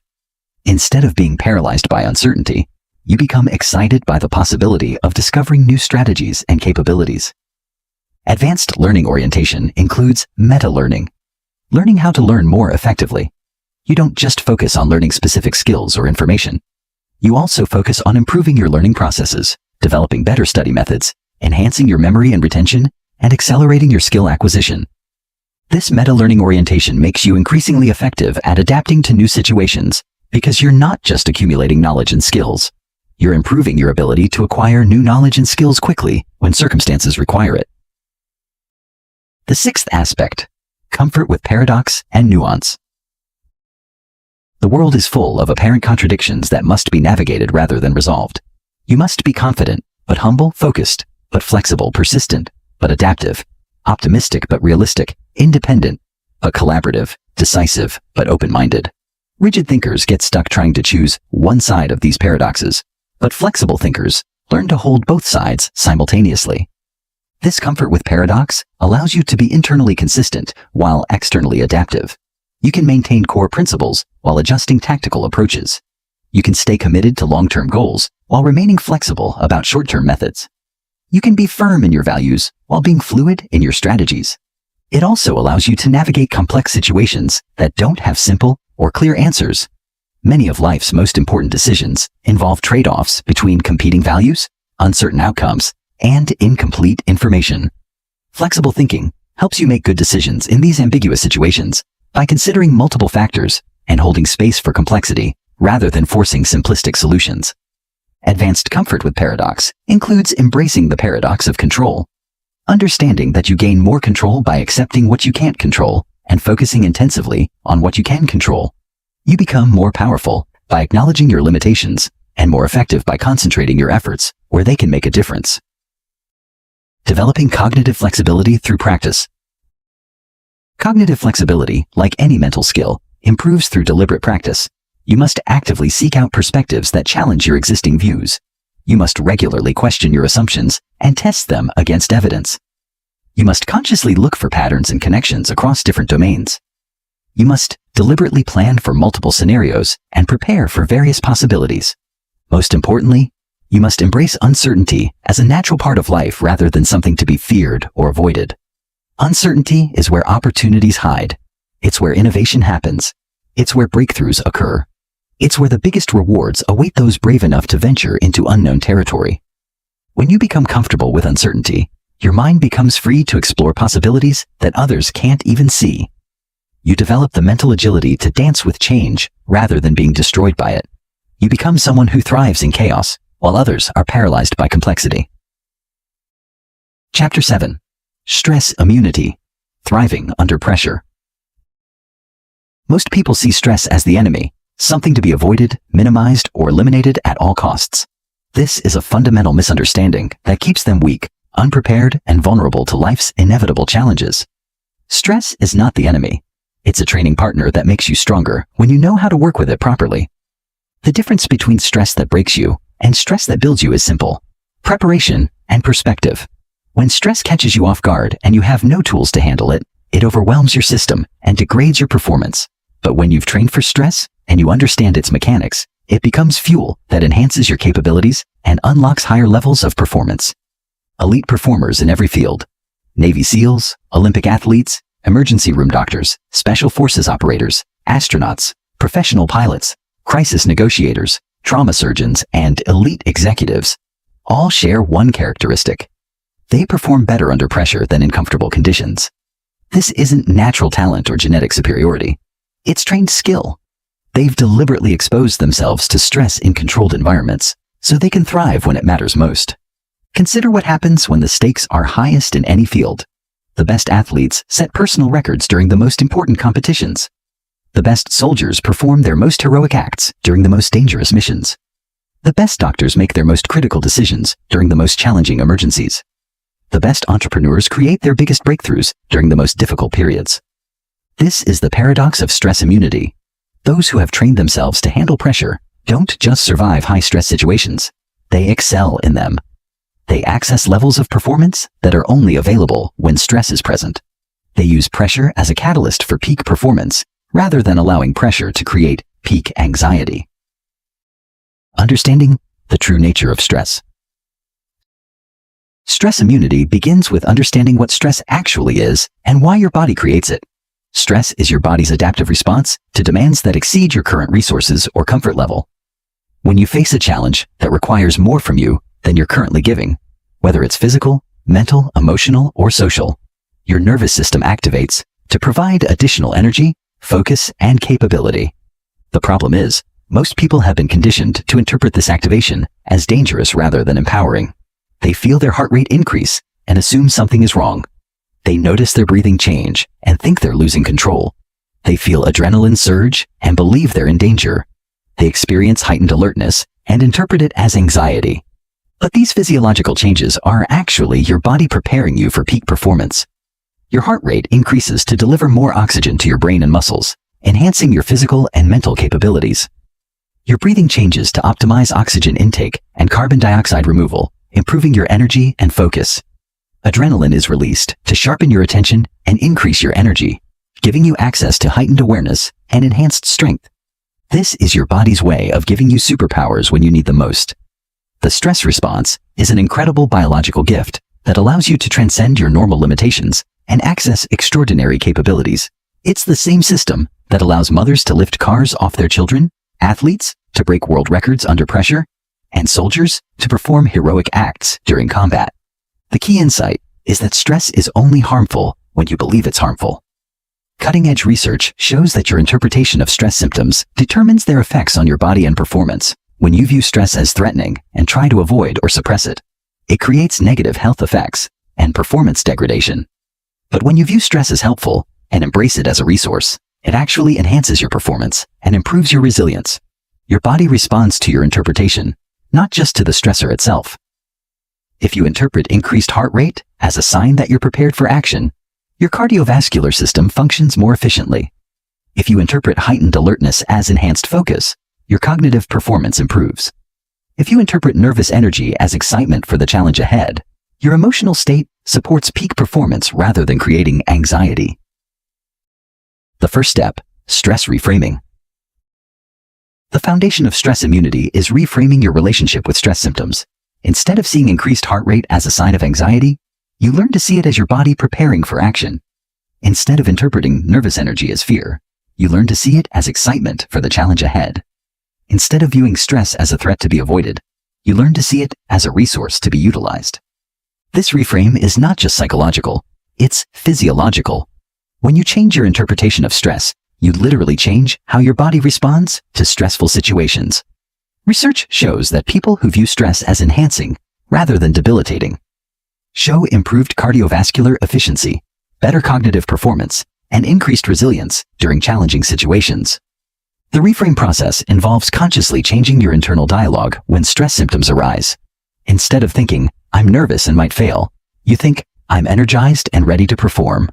Instead of thinking, "This pressure is overwhelming," you think, "This energy will help me excel." Instead of thinking, "I need to calm down," you think, "I need to channel this power effectively." You practice recognizing stress symptoms as signals that your body is preparing you for enhanced performance. When you feel your heart rate increase before an important presentation, you interpret it as your body ensuring optimal blood flow to your brain for peak cognitive function. When you feel adrenaline surge before a challenging conversation, you interpret it as your system providing the energy and focus needed for effective communication. This reframing process requires consistent practice because your default interpretations have been reinforced over years or decades. You must consciously interrupt old thought patterns and replace them with empowering interpretations until the new patterns become automatic. Advanced stress reframing includes anticipatory reframing, preparing your interpretation before stressful situations occur. Before important events, you mentally rehearse interpreting stress symptoms positively. You remind yourself that nervous energy means you're prepared, that increased alertness means you're focused, and that physical activation means you're ready for peak performance. The second step, controlled exposure training. Just like building physical fitness requires progressively increasing physical demands, building stress immunity requires progressively increasing psychological demands. You deliberately put yourself in challenging situations to build your stress response system and prove to yourself that you can handle pressure effectively. This controlled exposure must be systematic and progressive. You start with challenges that activate your stress response without overwhelming your capacity to cope. As you build competence at handling smaller stressors, you gradually increase the difficulty level. This progressive approach builds stress immunity without creating traumatic experiences that could undermine your confidence. Level 1 exposure might involve public speaking to small friendly groups, having conversations with strangers, trying new activities where you might not excel immediately, or taking on projects that stretch your current capabilities slightly beyond your comfort zone. Level 2 exposure might involve public speaking to larger or more critical audiences, having difficult conversations about important topics, competing in activities where your performance will be evaluated, or taking on significant responsibilities where others are counting on your success. Level 3 exposure might involve high-stakes presentations to important decision-makers, negotiating in situations where significant value is at stake, performing in front of experts who could criticize your work, or leading teams through challenging projects with tight deadlines and high expectations. Each exposure session follows a specific protocol. Before the challenge, you mentally prepare using stress reframing techniques and visualization exercises. You remind yourself that this is an opportunity to build strength rather than a threat to be feared. You set specific intentions for how you want to demonstrate your stress immunity during the challenge. During the challenge, you monitor your stress response and actively practice using it as fuel for enhanced performance, rather than allowing it to overwhelm you. You observe your physiological activation without resistance, interpret it as preparation for excellence, and channel that energy into focused action toward your objectives. After the challenge, regardless of the specific outcome, you conduct a thorough review of your stress management performance. You identify moments when you successfully used stress as fuel and acknowledge those victories. You also identify any moments when you could have managed your stress response more effectively and create specific plans for improvement. Each successful stress exposure builds evidence that you can handle pressure effectively. You expand your comfort zone incrementally. You increase your confidence in your ability to deal with challenging situations. Most importantly, you train your nervous system to remain stable and effective under increasingly difficult conditions. The third step, stress recovery protocols.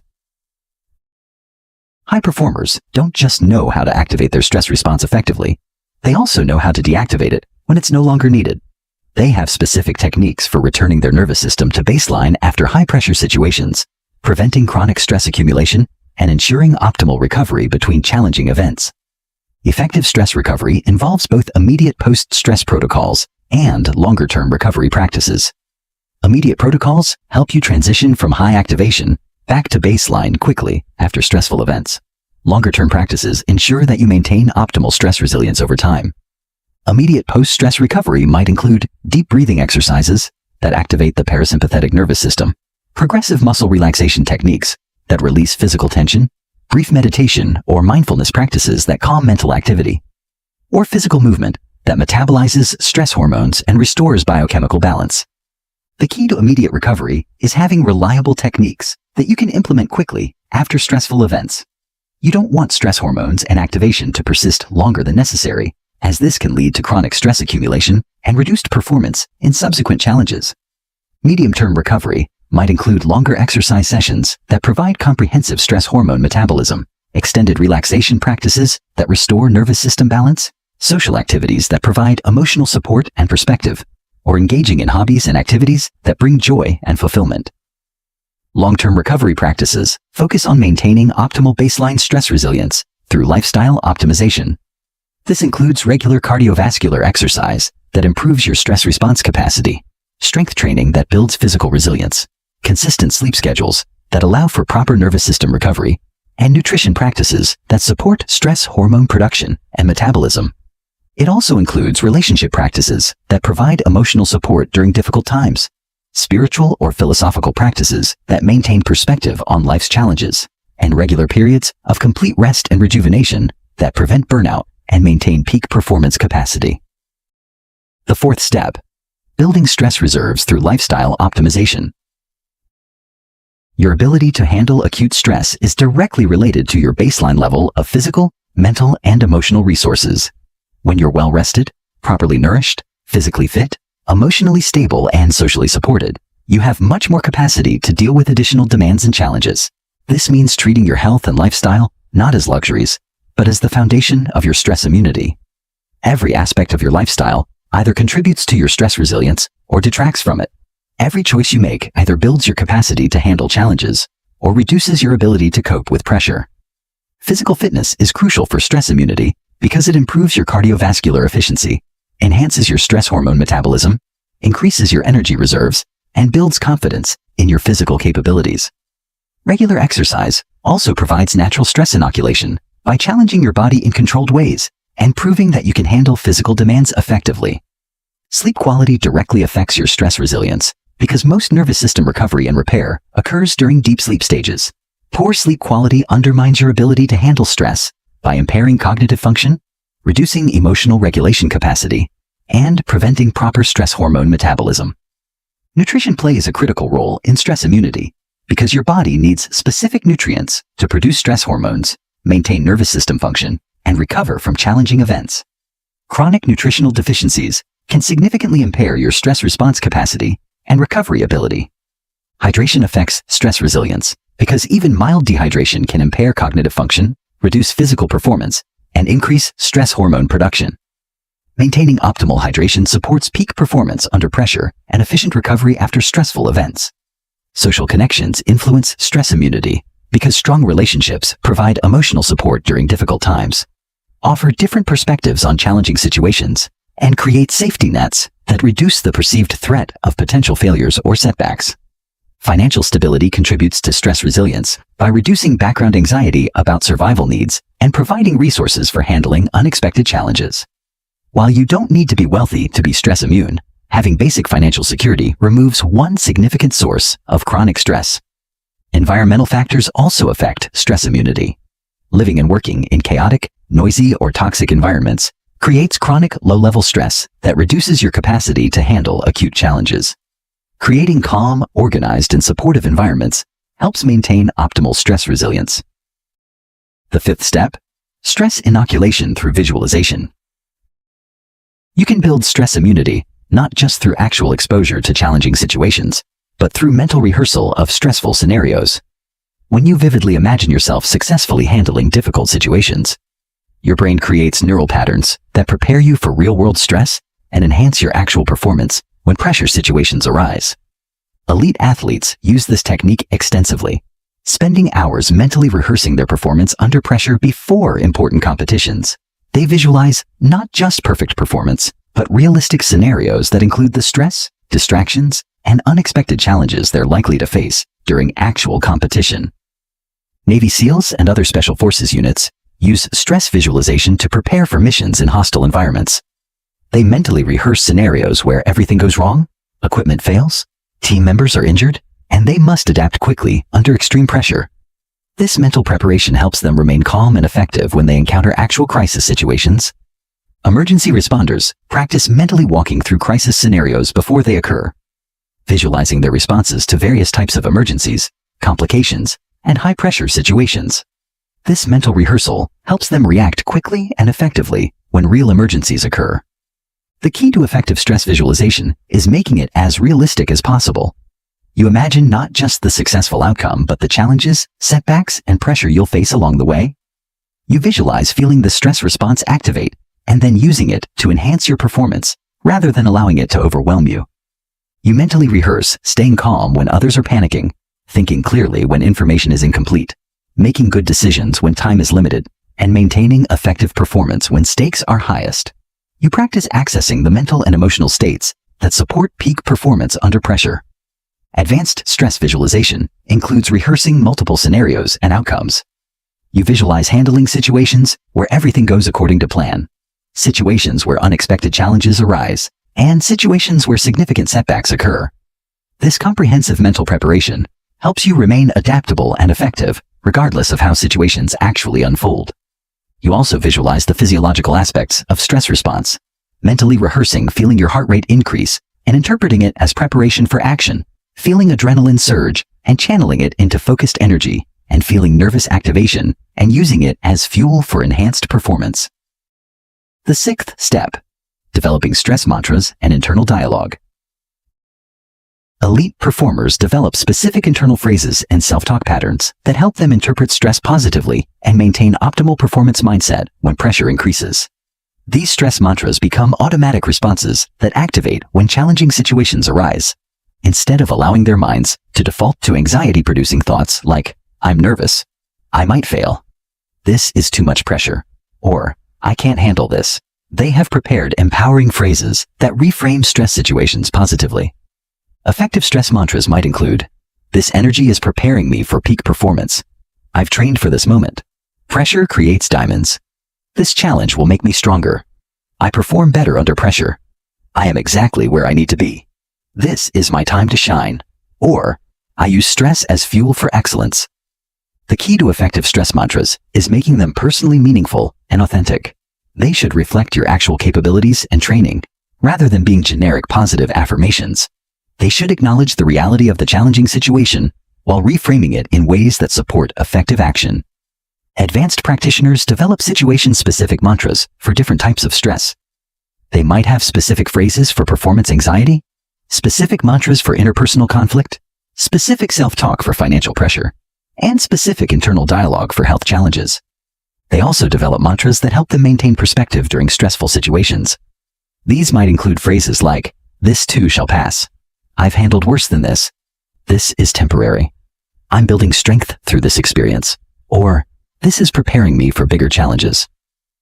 The most powerful stress mantras combine acknowledgement of the challenge with confidence in your ability to handle it effectively.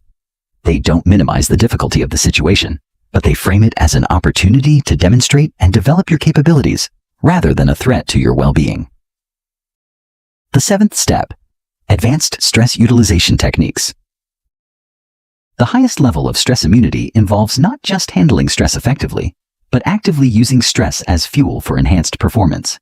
Instead of trying to eliminate stress or return to baseline as quickly as possible, you learn to channel stress energy into heightened focus, increased motivation, and superior performance. This involves understanding the different types of stress energy and learning to utilize each type appropriately. Acute stress provides intense focus and energy that can be channeled into immediate performance enhancement. Chronic stress provides sustained motivation that can fuel long-term projects and persistent effort toward challenging goals. Physical stress energy can be channeled into enhanced physical performance, increased endurance, and heightened physical awareness. Mental stress energy can be directed into improved cognitive function, enhanced problem-solving ability, and increased creativity. Emotional stress energy can be transformed into powerful motivation, deeper empathy, and stronger connection with your values and purpose. Advanced stress utilization also involves timing stress exposure for optimal performance enhancement. You learn to activate stress response before important events to ensure peak performance, and you learn to maintain optimal stress levels during extended challenging periods without burning out or experiencing performance degradation. You develop the ability to modulate your stress response, increasing it when enhanced performance is needed and decreasing it when recovery is required. This gives you conscious control over one of your most powerful performance enhancement systems. The ultimate goal: anti-fragile stress response. The ultimate goal of stress immunity training is not just resilience, the ability to withstand stress without being damaged, but anti-fragility, the ability to become stronger through exposure to stress. When you achieve stress anti-fragility, challenges don't just fail to weaken you. They actually make you stronger, more capable, and more confident. This anti-fragile stress response creates a positive feedback loop where each challenge you successfully handle increases your capacity to handle even greater challenges.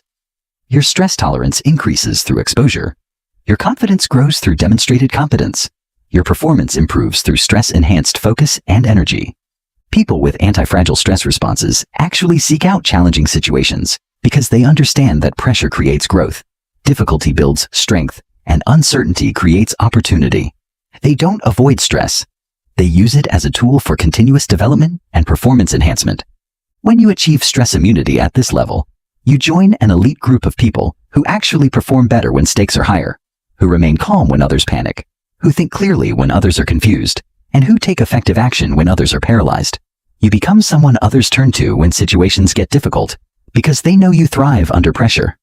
Most importantly, you gain access to levels of performance, creativity, and achievement that are only available when stress is present. You discover that your best work, your greatest insights, and your most significant accomplishments come not despite challenges, but because of them. Chapter 8. Identity Armor: Becoming Unshakable at Your Core. Your identity is either your greatest source of strength or your biggest vulnerability. Most people have constructed their sense of self on foundations that can be shaken or destroyed by external circumstances, creating a psychological house of cards that collapses when real pressure is applied. But identity armor is built on bedrock that cannot be moved regardless of what happens around you. The problem with most people's identity is that it's dependent on temporary, external, and uncontrollable factors. They see themselves as successful when things are going well, and as failures when things go poorly. They feel valuable when they're receiving praise, and worthless when they're being criticized. They feel confident when they're winning, and inadequate when they're losing. They define themselves by their job title, relationship status, financial situation, social media followers, physical appearance, or other people's opinions. This makes their entire sense of self hostage to circumstances beyond their control. Their self-worth becomes a roller coaster that goes up and down based on external events that they cannot predict or control. Their confidence fluctuates based on other people's moods, opinions, and behaviors. Their sense of purpose wavers based on temporary setbacks, unexpected changes, or external validation. When your identity is built on external foundations, you're constantly vulnerable to psychological attack. A job loss can destroy your sense of worth. A relationship ending can make you feel unlovable. A business failure can convince you that you're incompetent. A criticism can shatter your confidence. A rejection can make you question your value.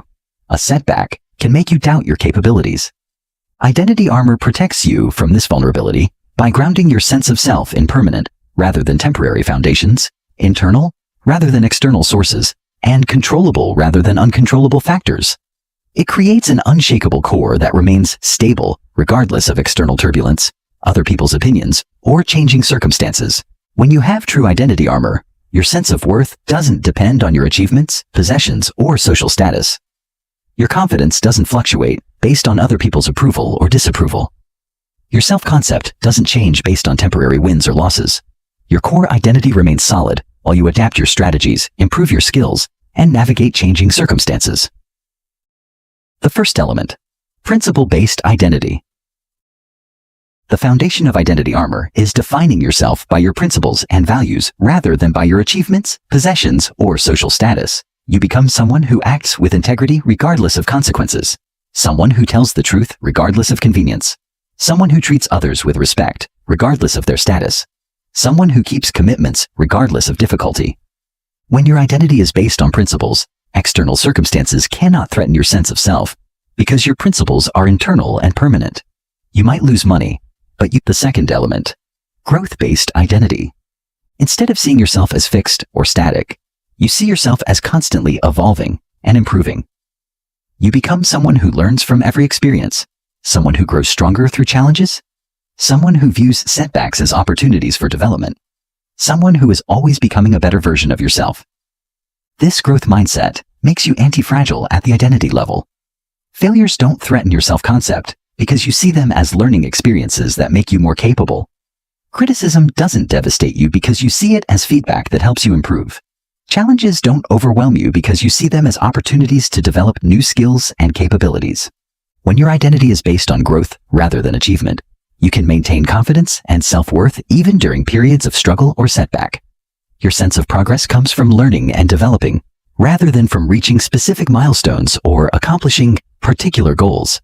Your satisfaction comes from becoming, rather than having. Growth-based identity requires embracing the beginner's mind, being willing to be bad at things initially in order to eventually become good at them. It means viewing incompetence as a temporary state rather than a permanent characteristic. It means seeing challenges as training rather than threats. This identity element also includes the understanding that your current capabilities don't define your future potential. You see yourself as someone who can develop whatever skills are needed to achieve your goals.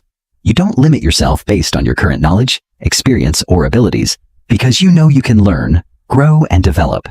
Advanced growth-based identity includes the concept of deliberate development, systematically working to improve specific aspects of your capabilities. You actively seek out challenges that will stretch your current abilities. You deliberately put yourself in situations where you'll need to learn and grow. You view your life as an ongoing development project, rather than a fixed set of circumstances. This creates incredible resilience, because you never see yourself as permanently stuck or limited. No matter what challenge you face, you maintain confidence in your ability to develop the capabilities needed to handle it. No matter what setback you encounter, you believe in your capacity to learn from it and become stronger. The third element, contribution-based identity. Instead of focusing primarily on what you can get from the world, you focus on what you can give to the world. You define yourself by the value you create, the problems you solve, the lives you improve, and the positive difference you make in other people's experiences. When your identity is based on contribution, you become less dependent on external validation because your worth comes from your impact rather than recognition.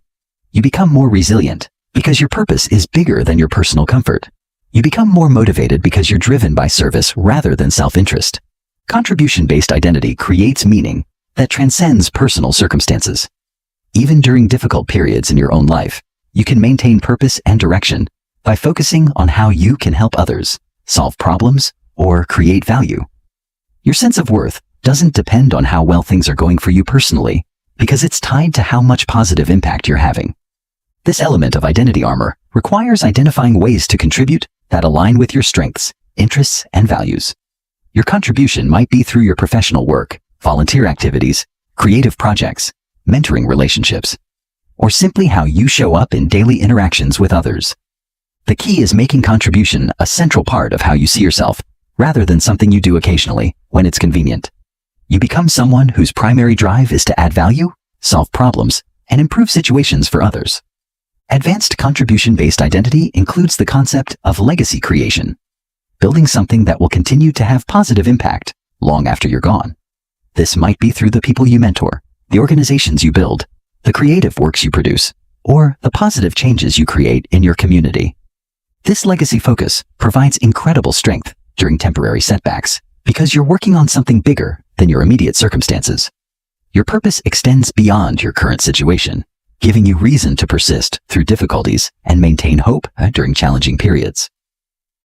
The fourth element, capability-based identity. Instead of seeing yourself as limited by your current skills, knowledge, or circumstances, you see yourself as someone who can develop whatever capabilities are needed to achieve your goals. You become someone who figures things out, someone who finds solutions, someone who adapts and overcomes, someone who always finds a way. This element of identity armor makes you incredibly resilient because you never see yourself as permanently helpless or inadequate. You might not know how to handle a particular challenge yet, but you see yourself as someone who can learn. You might not have the resources you need currently, but you see yourself as someone who can acquire them. You might not be strong enough to handle something right now, but you see yourself as someone who can build the necessary strength. Capability-based identity requires developing what psychologists call self-efficacy, confidence in your ability to execute the actions needed to deal with prospective situations. This isn't generic self-confidence or positive thinking.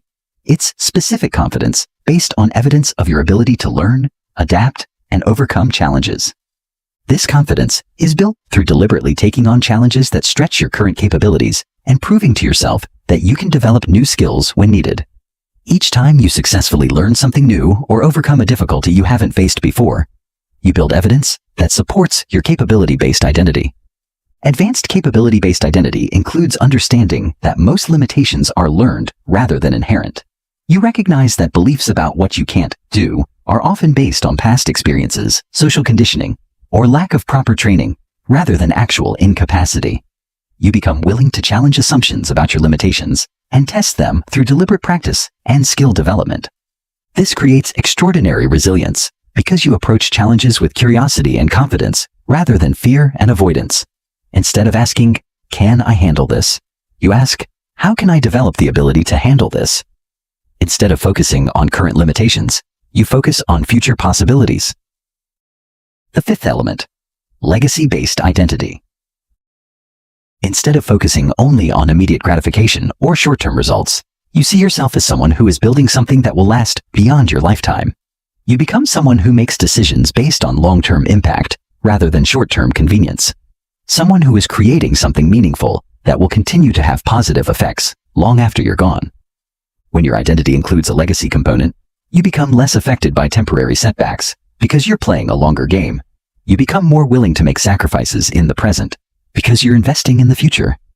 You become more resilient because your perspective extends beyond current circumstances to encompass decades or generations. Legacy-based identity requires thinking beyond your personal lifespan and considering how your actions will affect future generations, your community, your industry, or humanity as a whole. This might involve building organizations that will outlast you, creating works that will inspire others, developing people who will carry on your values, or solving problems that will benefit many people over time. This long-term perspective provides incredible strength during difficult periods because temporary setbacks become insignificant when viewed against the backdrop of a lifetime of contribution. Financial pressures, relationship difficulties, health challenges, or professional setbacks become manageable when you maintain focus on the larger purpose you're serving. Advanced legacy-based identity includes the concept of compound impact, understanding that the positive effects of your actions multiply over time through the people you influence, the problems you solve, and the changes you create. This multiplication effect means that even small positive actions can have enormous long-term consequences. This understanding makes you incredibly patient and persistent because you know that meaningful change often takes years or decades to fully manifest. You're willing to work on projects and pursue goals that might not produce immediate results because you understand the power of compound impact over time.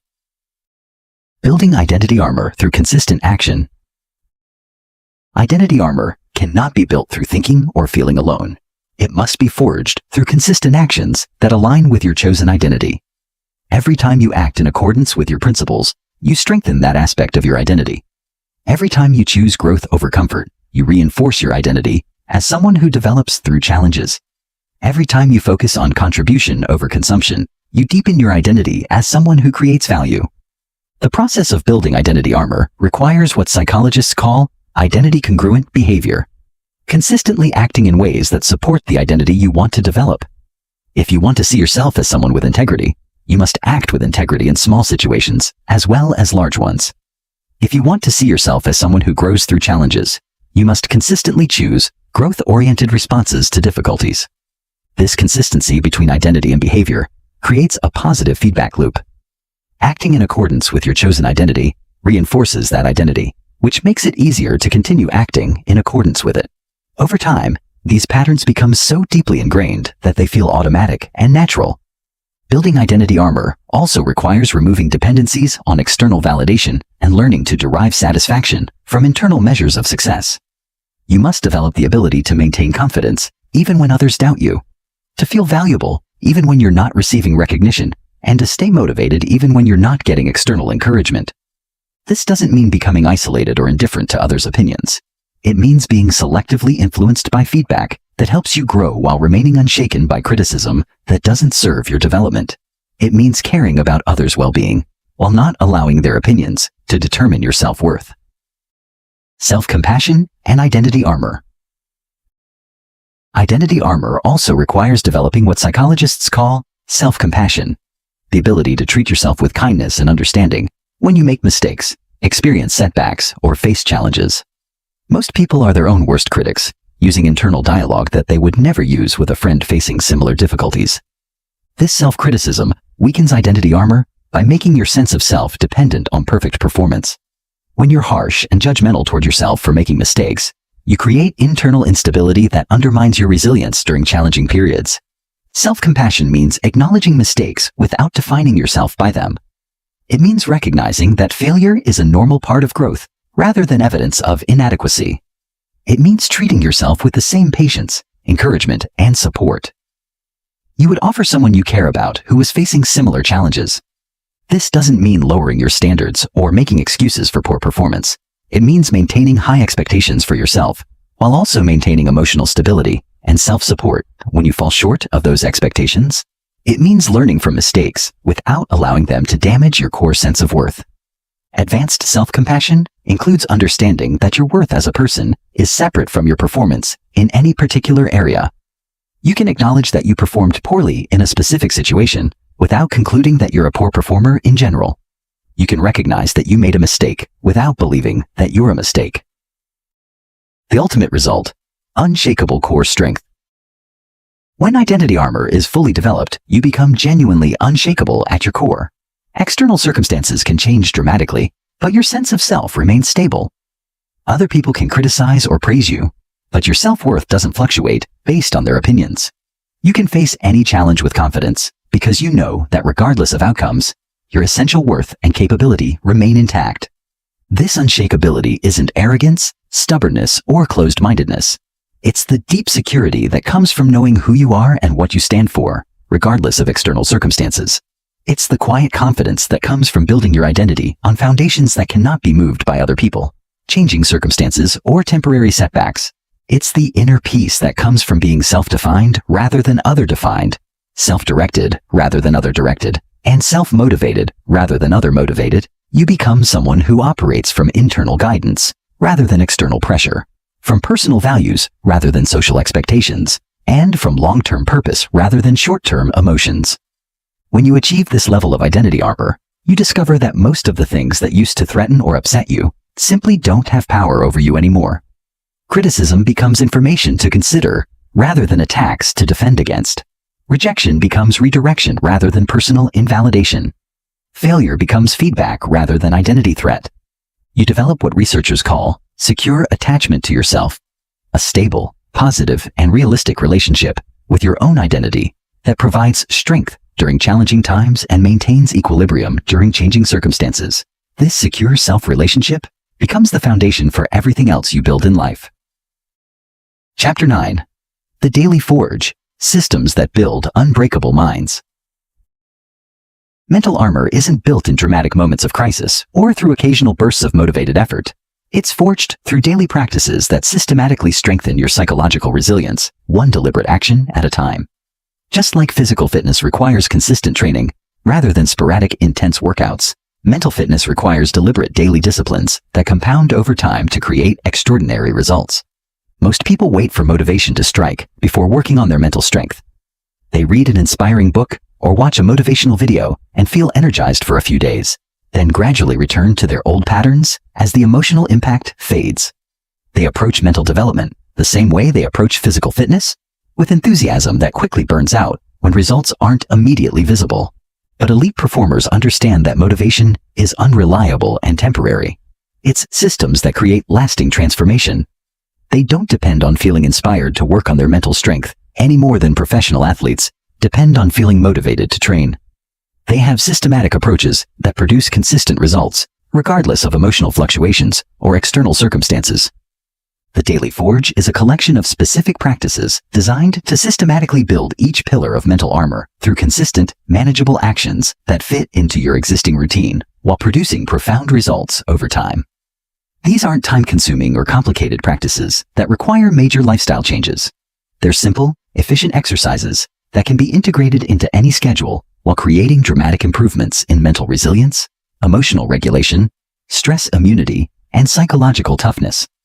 The key to the Daily Forge is understanding that small, consistent actions compound exponentially over time. A 5-minute morning practice that seems insignificant today becomes a powerful mental conditioning system when practiced consistently for months. A simple evening reflection process that takes just a few minutes can transform your entire relationship with challenges and setbacks when maintained over time. The first system: morning mental conditioning. How you start your day determines the mental state you'll operate from for the next 16 hours. Most people begin their day by immediately checking their phone, flooding their mind with other people's priorities, problems, and perspectives before they've even fully awakened. This puts them in a reactive mental state from the moment they wake up, making them vulnerable to emotional reactivity, scattered focus, and psychological weakness throughout the day. Morning mental conditioning involves taking control of your mental state before external forces can influence it. The first 10 minutes after waking are when your brain is most programmable, when neural patterns for the day are being established, when your subconscious mind is most receptive to deliberate programming.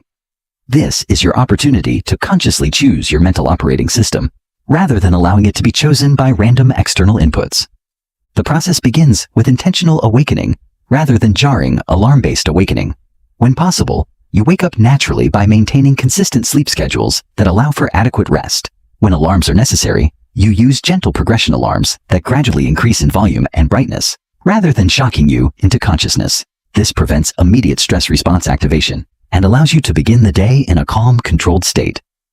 Immediately upon waking, before checking any devices, consuming any media, or engaging with external information, you spend 5 to 10 minutes in deliberate mental preparation. This begins with 2 minutes of conscious breathing exercises designed to activate your parasympathetic nervous system and establish a foundation of calm alertness. The breathing technique is simple but powerful. Inhale slowly for 4 counts, hold for 4 counts, exhale slowly for 6 counts, and pause for 2 counts before beginning the next cycle. This 4-4-6-2 pattern activates your relaxation response, optimizes oxygen delivery to your brain, and creates a state of calm focus that supports clear thinking and emotional regulation throughout the day. Following the breathing exercises, you engage in 3 to 5 minutes of visualization and intention setting.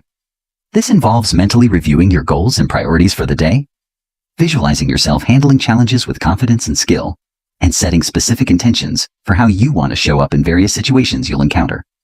The visualization process should be as detailed and realistic as possible. You don't just imagine everything going perfectly. You imagine realistic scenarios that include potential challenges, setbacks, and stressful situations.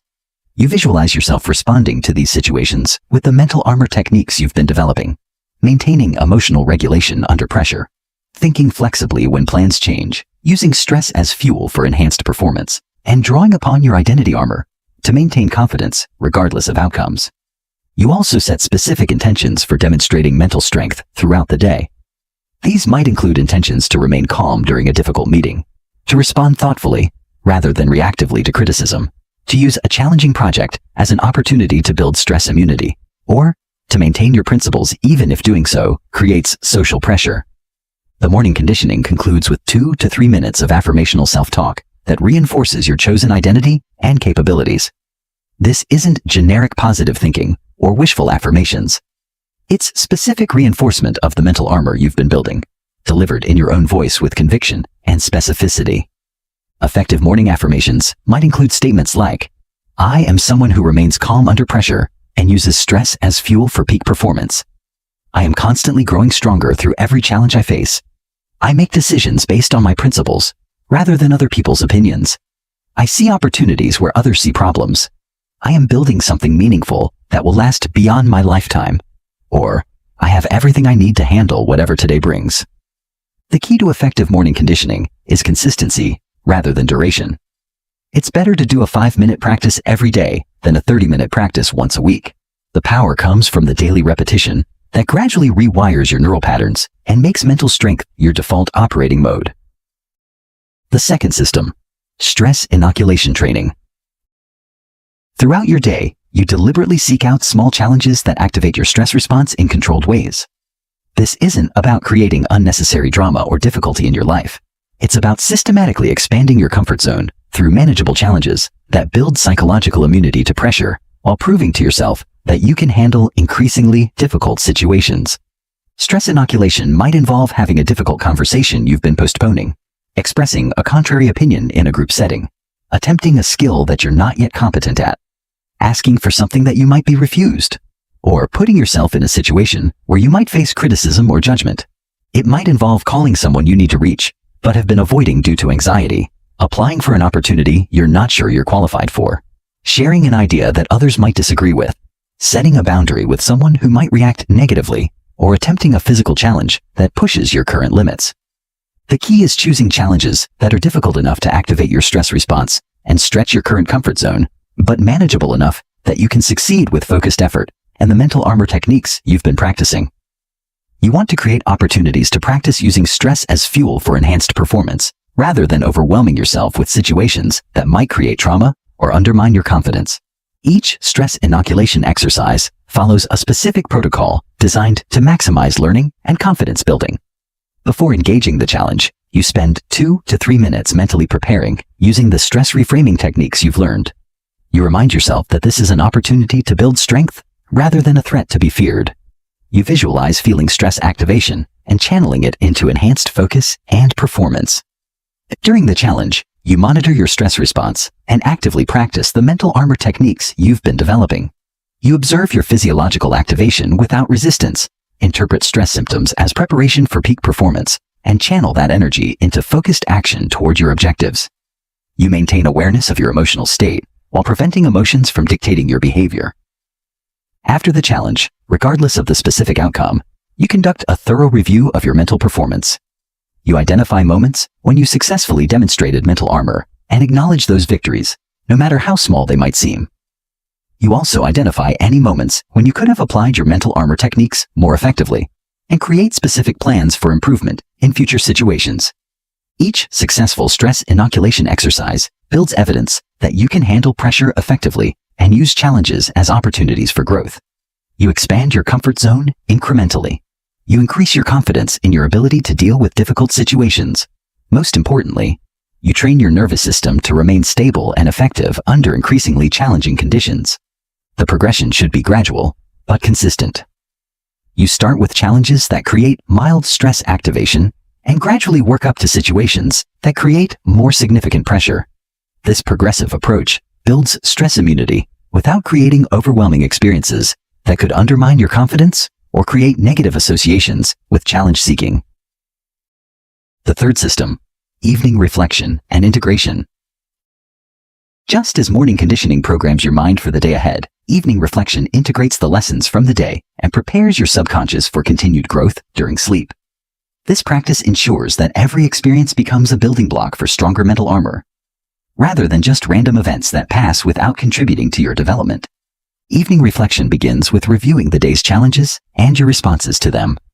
You spend 5 to 10 minutes systematically examining situations where you faced pressure, uncertainty, criticism, setbacks, or other challenges that activated your stress response or tested your mental armor.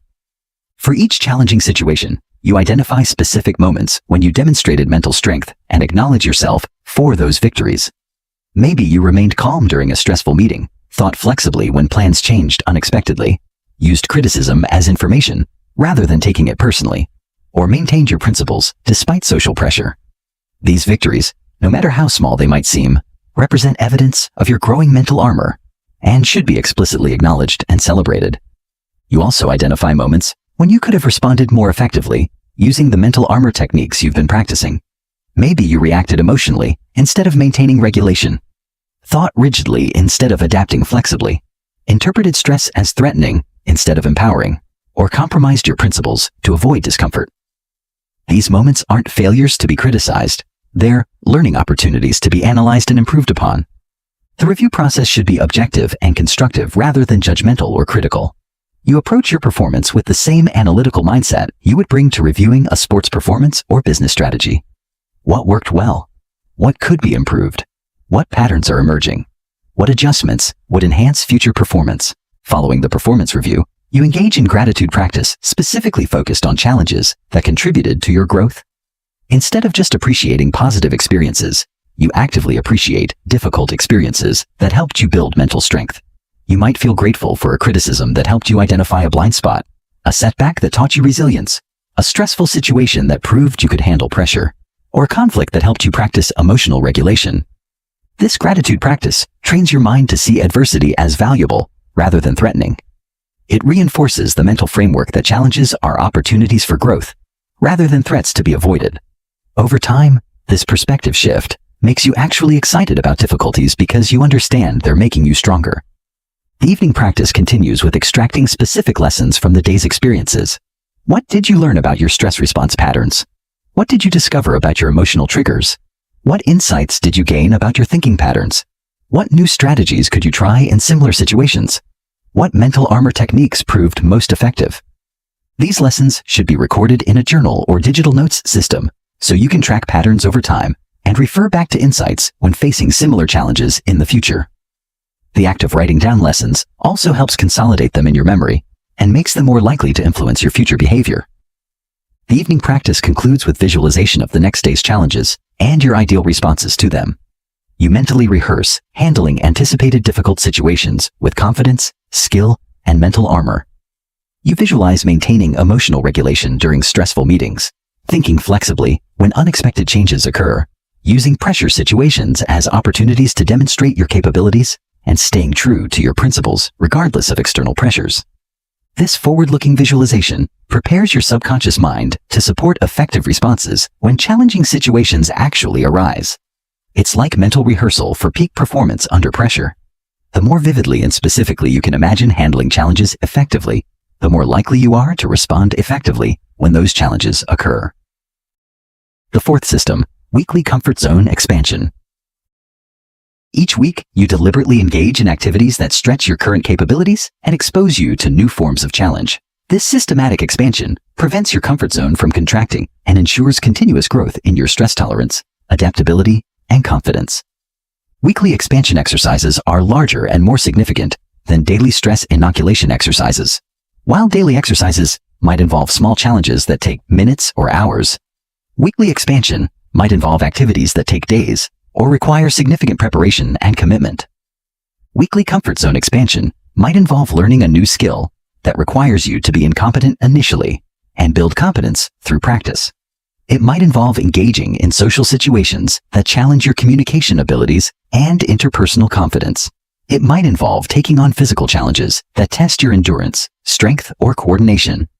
It might involve creative projects that require you to express yourself publicly and risk criticism or judgment. It might involve professional challenges like applying for stretch assignments, proposing new ideas that might be rejected, leading projects outside your current expertise, or speaking up in meetings where your opinion might be unpopular. It might involve personal challenges like having difficult conversations about important topics, setting boundaries with people who might react negatively, or pursuing opportunities that require vulnerability and risk. The specific activity matters less than the commitment to regular expansion and the willingness to stretch beyond your current comfort zone in meaningful ways. The key is choosing challenges that represent a significant but manageable stretch from your current capabilities, difficult enough to require growth, but achievable enough to build confidence through success. Each expansion exercise should be treated as a comprehensive training session for mental resilience. You prepare mentally beforehand using visualization and stress reframing techniques. You monitor your responses during the activity and practice applying your mental armor under real pressure. You extract lessons afterward and integrate them into your ongoing development. The weekly expansion should be progressive and systematic rather than random or overwhelming.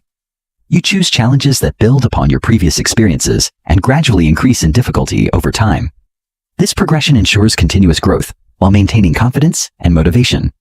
You also vary the types of challenges to ensure comprehensive development. Some weeks might focus on physical challenges that build stress immunity and physical confidence. Other weeks might focus on social challenges that develop interpersonal resilience and communication skills. Still other weeks might focus on creative or intellectual challenges that enhance cognitive flexibility and creative problem-solving abilities. The fifth system, monthly mental audits. Once per month, you conduct a comprehensive review of your mental patterns, responses, and development progress. This is like a fitness assessment for your mind, a systematic evaluation of your current mental armor and identification of areas that need additional attention or different approaches. The monthly audit examines each pillar of your mental armor systematically. You review your emotional regulation capabilities by analyzing how you've handled various emotional challenges during the month. You assess your cognitive flexibility by examining how adaptable you've been when plans changed or unexpected situations arose. You evaluate your stress immunity by looking at your performance under pressure situations. You analyze your identity armor by examining whether your actions have been consistently aligned with your chosen principles and identity. For emotional regulation, you might ask, how quickly did I recover from emotional activation this month? How effectively did I use emotions as information rather than instructions? How well did I maintain emotional stability during interpersonal conflicts? What emotional triggers still create strong reactivity? What techniques were most effective for emotional regulation? For cognitive flexibility, you might ask, how well did I adapt when plans changed unexpectedly? How effectively did I find creative solutions to challenging problems? How readily did I consider multiple perspectives on difficult issues? What assumptions did I question and test this month? Where did rigid thinking limit my effectiveness? For stress immunity, you might ask, how well did I perform under high-pressure situations? How effectively did I use stress as fuel for enhanced performance? How quickly did I recover from stressful events? What stress management techniques were most effective? Where did stress still overwhelm my capabilities? For identity armor, you might ask, how consistently did my actions align with my stated principles? How well did I maintain confidence despite setbacks or criticism? How effectively did I focus on growth and contribution rather than external validation? Where did I compromise my values for short-term benefits? How stable was my sense of self during challenging periods? The audit also includes recalibrating your daily and weekly practices based on your current development needs and progress. If you've mastered certain types of challenges, you increase the difficulty level or add new dimensions to your training.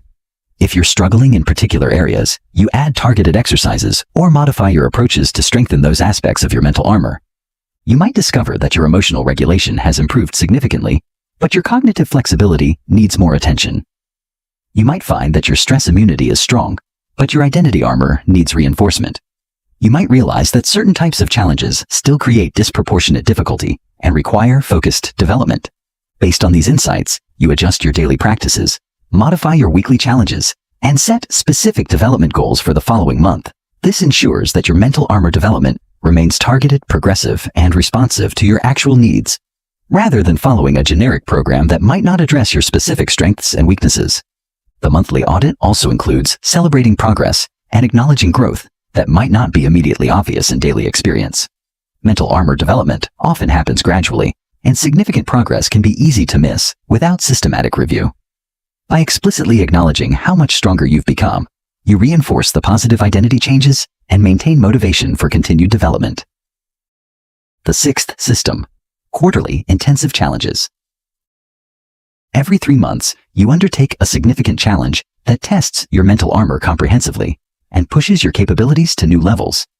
These intensive challenges are more substantial than weekly expansion exercises and designed to create breakthrough experiences that accelerate your development and prove your growing capabilities.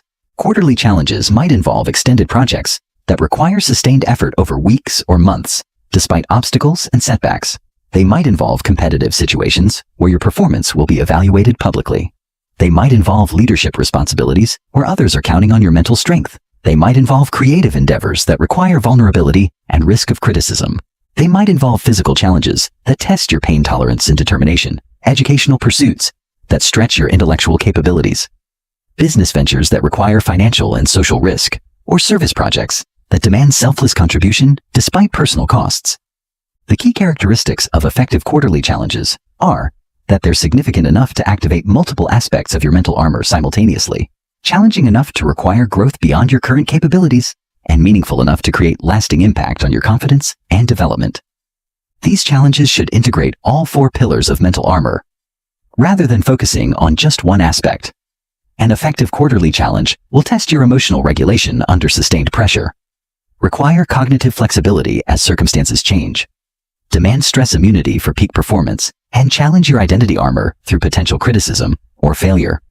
Quarterly challenges also provide opportunities to practice mental armor in real-world situations with genuine consequences rather than artificial training environments. The stakes are high enough to create authentic pressure, the duration is long enough to test sustained resilience, and the complexity is sufficient to require comprehensive application of your mental strength techniques. The preparation, execution, and integration of quarterly challenges should be treated as comprehensive mental armor assessments. You prepare extensively, using all your mental conditioning techniques. You monitor your performance throughout and document your responses to various challenges. You conduct thorough post-challenge analysis to extract maximum learning and plan for continued development. The power of systematic compound development. These systems work because they're based on the principle of compound development. Each individual practice might seem small in isolation, but combined and sustained over time, they create profound transformation that seems disproportionate to the effort invested. Just like compound interest in investing, compound development in mental training produces results that accelerate over time. The first month of practice creates modest improvements. The third month creates noticeable changes. The sixth month creates significant transformation. The first year creates personality-level changes that others comment on. Multiple years create character transformation that affects every aspect of your life. The key to success with these systems is consistency rather than intensity. It's better to do something small every day than something dramatic once in a while. It's the daily repetition that rewires your neural patterns and builds unshakable mental habits. Most importantly, these systems must be treated as non-negotiable commitments to yourself, rather than optional activities that you do when you feel motivated or have extra time. They're the foundation practices that create the mental strength needed to achieve everything else you want in life. When you commit to these systems and maintain them consistently, you join an elite group of people who have systematically built psychological strength that most people never develop. You become someone who others admire for your mental toughness, emotional stability, and ability to thrive under pressure. You develop capabilities that serve you in every area of life and continue to compound for as long as you maintain your practice. Chapter 10. Battle Testing Your Mental Armor. Building mental armor through daily practices and systematic training is essential, but knowing that it actually works when you need it most requires deliberate testing under real pressure. Just like physical armor must be tested to ensure it can withstand actual attacks, mental armor must be battle-tested to prove its effectiveness under genuine stress and establish unshakable confidence in your psychological resilience. The difference between theoretical mental toughness and proven mental toughness is profound. When you know you've successfully handled real challenges, faced genuine pressure, and overcome actual obstacles, you approach new difficulties with authentic confidence rather than hoped-for bravery. When you've proven your armor works under fire, you don't fear battle. You welcome it as an opportunity to demonstrate your strength and continue building your capabilities. Most people avoid testing their mental strength because they're afraid of discovering that they're not as strong as they think they are. But this avoidance actually keeps them weak because untested strength is unreliable strength. You can never be confident in capabilities you haven't proven under pressure. Battle testing doesn't mean seeking out unnecessary conflict, creating artificial drama, or putting yourself in genuinely dangerous situations. It means systematically exposing yourself to progressively challenging situations that test different aspects of your mental armor, while building evidence of your capabilities under controlled but meaningful pressure. The goal is to create experiences that activate your stress response, challenge your emotional regulation, test your cognitive flexibility, and prove your identity armor under conditions that matter. These experiences should have genuine stakes, real consequences for success or failure, while remaining within bounds that ensure learning rather than trauma. Level 1. Controlled Adversity Challenges. The first level of battle testing involves deliberately chosen difficult situations that test your resilience in relatively safe environments where you maintain significant control over outcomes. The goal is to activate your stress response and challenge your mental armor while ensuring that success is achievable with the tools and techniques you've developed. Controlled adversity might involve signing up for a challenging physical event that pushes your endurance limits and tests your ability to persist through discomfort. It might involve taking on a public speaking engagement that tests your confidence under scrutiny and your ability to perform despite nervous activation. It might involve attempting to learn a complex skill publicly where others can observe your initial incompetence and gradual improvement. It might involve starting a creative project where you'll receive public feedback and potential criticism. It might involve applying for opportunities where you might face rejection. It might involve having difficult conversations about important topics where others might disagree with your perspectives. The key word is controlled. You're not throwing yourself into situations where failure is likely or consequences are devastating. You're choosing challenges that are difficult enough to truly test your capabilities. but manageable enough that success is achievable with focused effort and proper application of your mental armor techniques. These challenges should activate multiple aspects of your mental armor simultaneously. Public speaking, for example, tests emotional regulation under pressure, cognitive flexibility when unexpected questions arise, stress immunity for peak performance, and identity armor when facing potential criticism or judgment. Each controlled adversity challenge follows a comprehensive protocol designed to maximize learning and confidence building. Before the challenge, you spend significant time mentally preparing, using all the techniques you've learned. You visualize success scenarios, but also rehearse handling unexpected difficulties. You practice stress reframing and remind yourself that this is an opportunity to prove your growing strength rather than a threat to be feared. During the challenge, you monitor your mental state continuously and actively practice using stress as fuel for enhanced performance. You observe your emotional responses without being controlled by them. You apply cognitive flexibility when plans don't go as expected. You draw upon your identity armor to maintain confidence even when things get difficult. You treat the entire experience as a comprehensive training exercise for mental resilience. After the challenge, regardless of the specific outcome, you conduct thorough analysis of your mental armor performance. You identify moments when your training protected you effectively and acknowledge those victories explicitly. You also identify any weak points that were revealed and create specific plans for strengthening those areas through additional training. The key insight is that the specific outcome of the challenge is less important than how well you applied your mental armor during the process. A failed challenge where you demonstrated excellent mental armor is more valuable than a successful challenge where you didn't test your psychological resilience. Level 2. Real-world pressure situations. The second level of battle testing involves naturally occurring, high-stakes situations that test your mental armor in actual circumstances, rather than artificially created ones. These are situations that arise naturally in your personal or professional life, where genuine consequences exist, and multiple people might be affected by your performance. Real-world pressure situations might include important business presentations, where significant financial decisions will be based on your performance. They might involve crucial negotiations, where substantial value is at stake. They might involve leadership responsibilities during organizational crises, where your decisions affect other people's well-being. They might involve difficult relationship conversations, where important connections hang in the balance. They might involve health scares that test your ability to remain calm and think clearly during medical uncertainty. They might involve financial pressures that challenge your stress immunity and problem-solving capabilities under genuine economic strain. They might involve career transitions that require confidence despite uncertainty. They might involve family crises that demand emotional regulation while supporting others. They might involve legal challenges that test your ability to maintain perspective and take effective action despite significant stress. The key to using real-world pressure as battle testing is approaching these situations with the right mindset. Instead of just trying to survive or get through them, you approach them as opportunities to demonstrate and strengthen your mental resilience. You see them as chances to prove that your mental armor works in actual battle conditions rather than just training environments. This mindset shift is crucial because it transforms unavoidable challenges from threats into training opportunities. Instead of feeling victimized by difficult circumstances, you feel empowered by the chance to show what you're capable of handling.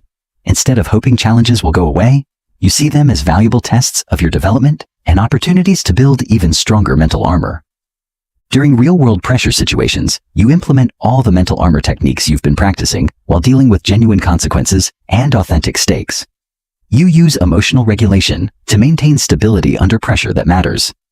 You apply cognitive flexibility to adapt when circumstances change in ways that affect real outcomes. You draw upon stress immunity to perform well under conditions where your results impact others. You rely on identity armor to maintain confidence regardless of how things unfold. These situations provide invaluable feedback about the effectiveness of your mental armor because the pressure is authentic rather than artificial. Your nervous system responds to real stakes differently than it responds to practice scenarios, giving you genuine data about your capabilities under actual stress. Level 3. Voluntary vulnerability challenges. The third level of battle testing involves situations where you deliberately expose yourself to potential criticism, rejection, or failure as a way of testing your emotional resilience and identity armor. The goal is to prove that your sense of self and emotional stability are not dependent on external approval, perfect outcomes, or others' opinions. Voluntary vulnerability might involve sharing your ideas, creations, or perspectives in situations where they might be criticized, rejected, or dismissed. It might involve attempting something important where failure is genuinely possible and would be visible to others. It might involve having honest conversations about difficult topics where others might disagree with you, think less of you, or respond negatively. It might involve applying for opportunities where you might be told you're not qualified. It might involve expressing your authentic opinions in social situations where they might be unpopular. It might involve creating and sharing artistic work that reflects your genuine expression rather than what you think others want to see. It might involve asking for what you want, even when you might be refused. It might involve setting boundaries with people who might react badly. It might involve standing up for your principles even when doing so might cost you social approval or create interpersonal tension. These challenges specifically test whether you've truly internalized the principles of mental armor or whether you're still dependent on external validation and perfect outcomes for your emotional stability. They reveal whether your confidence is genuinely based on internal foundations or still hostage to other people's opinions and reactions. Voluntary vulnerability challenges are particularly powerful because they directly challenge the fear that keeps most people psychologically weak: the fear of judgment, rejection, and criticism. By deliberately exposing yourself to these possibilities and proving you can handle them, you eliminate the power these fears have over your behavior and decisions. The key to effective vulnerability challenges is choosing situations that feel genuinely risky but aren't actually dangerous. You want to activate authentic vulnerability without putting yourself in situations that could cause genuine harm to your relationships, career, or well-being. These challenges also require careful attention to your motivation. You're not exposing yourself to potential criticism to prove you're tough or to impress others. You're doing it to test and strengthen your identity armor, while proving to yourself that your worth and confidence don't depend on others' approval. Level 4. Leadership under fire. The fourth level of battle testing involves taking responsibility in difficult situations and demonstrating mental strength, not just for yourself, but for others who are counting on you. Leadership situations amplify pressure because the stakes extend beyond your personal outcomes to include other people's well-being, success, and development. Leadership under fire might involve managing a team through an organizational crisis where people are looking to you for direction and stability. It might involve taking responsibility for a project that's behind schedule and over budget while maintaining team morale and finding solutions. It might involve being the person others turn to when systems fail, plans collapse, or unexpected emergencies arise. It might involve leading a group through a difficult decision-making process where different stakeholders have conflicting interests and emotions are running high. It might involve representing your organization, team, or community during challenging negotiations or public scrutiny. It might involve making difficult decisions that affect others' lives when information is incomplete and time is limited. It might involve providing emotional support and practical guidance to others during their personal crises while maintaining your own stability. It might involve standing up for what's right when doing so requires confronting authority figures or challenging popular opinion. It might involve taking responsibility for failures or mistakes that affect multiple people. The highest level of leadership under fire involves remaining calm and effective when others are panicking, making difficult decisions when information is incomplete, and taking responsibility for outcomes even when circumstances are largely beyond your control. This level of challenge reveals whether your mental armor is strong enough to protect not just yourself, but those who depend on you. Leadership challenges test all four pillars of mental armor simultaneously under maximum pressure. You must maintain emotional regulation while others are becoming reactive. You must demonstrate cognitive flexibility while helping others adapt to changing circumstances. You must exhibit stress immunity while performing for multiple stakeholders.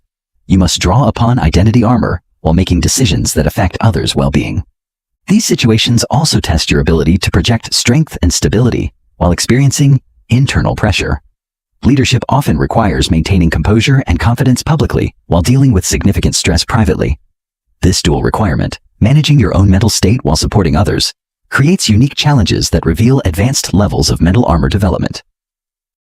Level 5. Extended endurance challenges.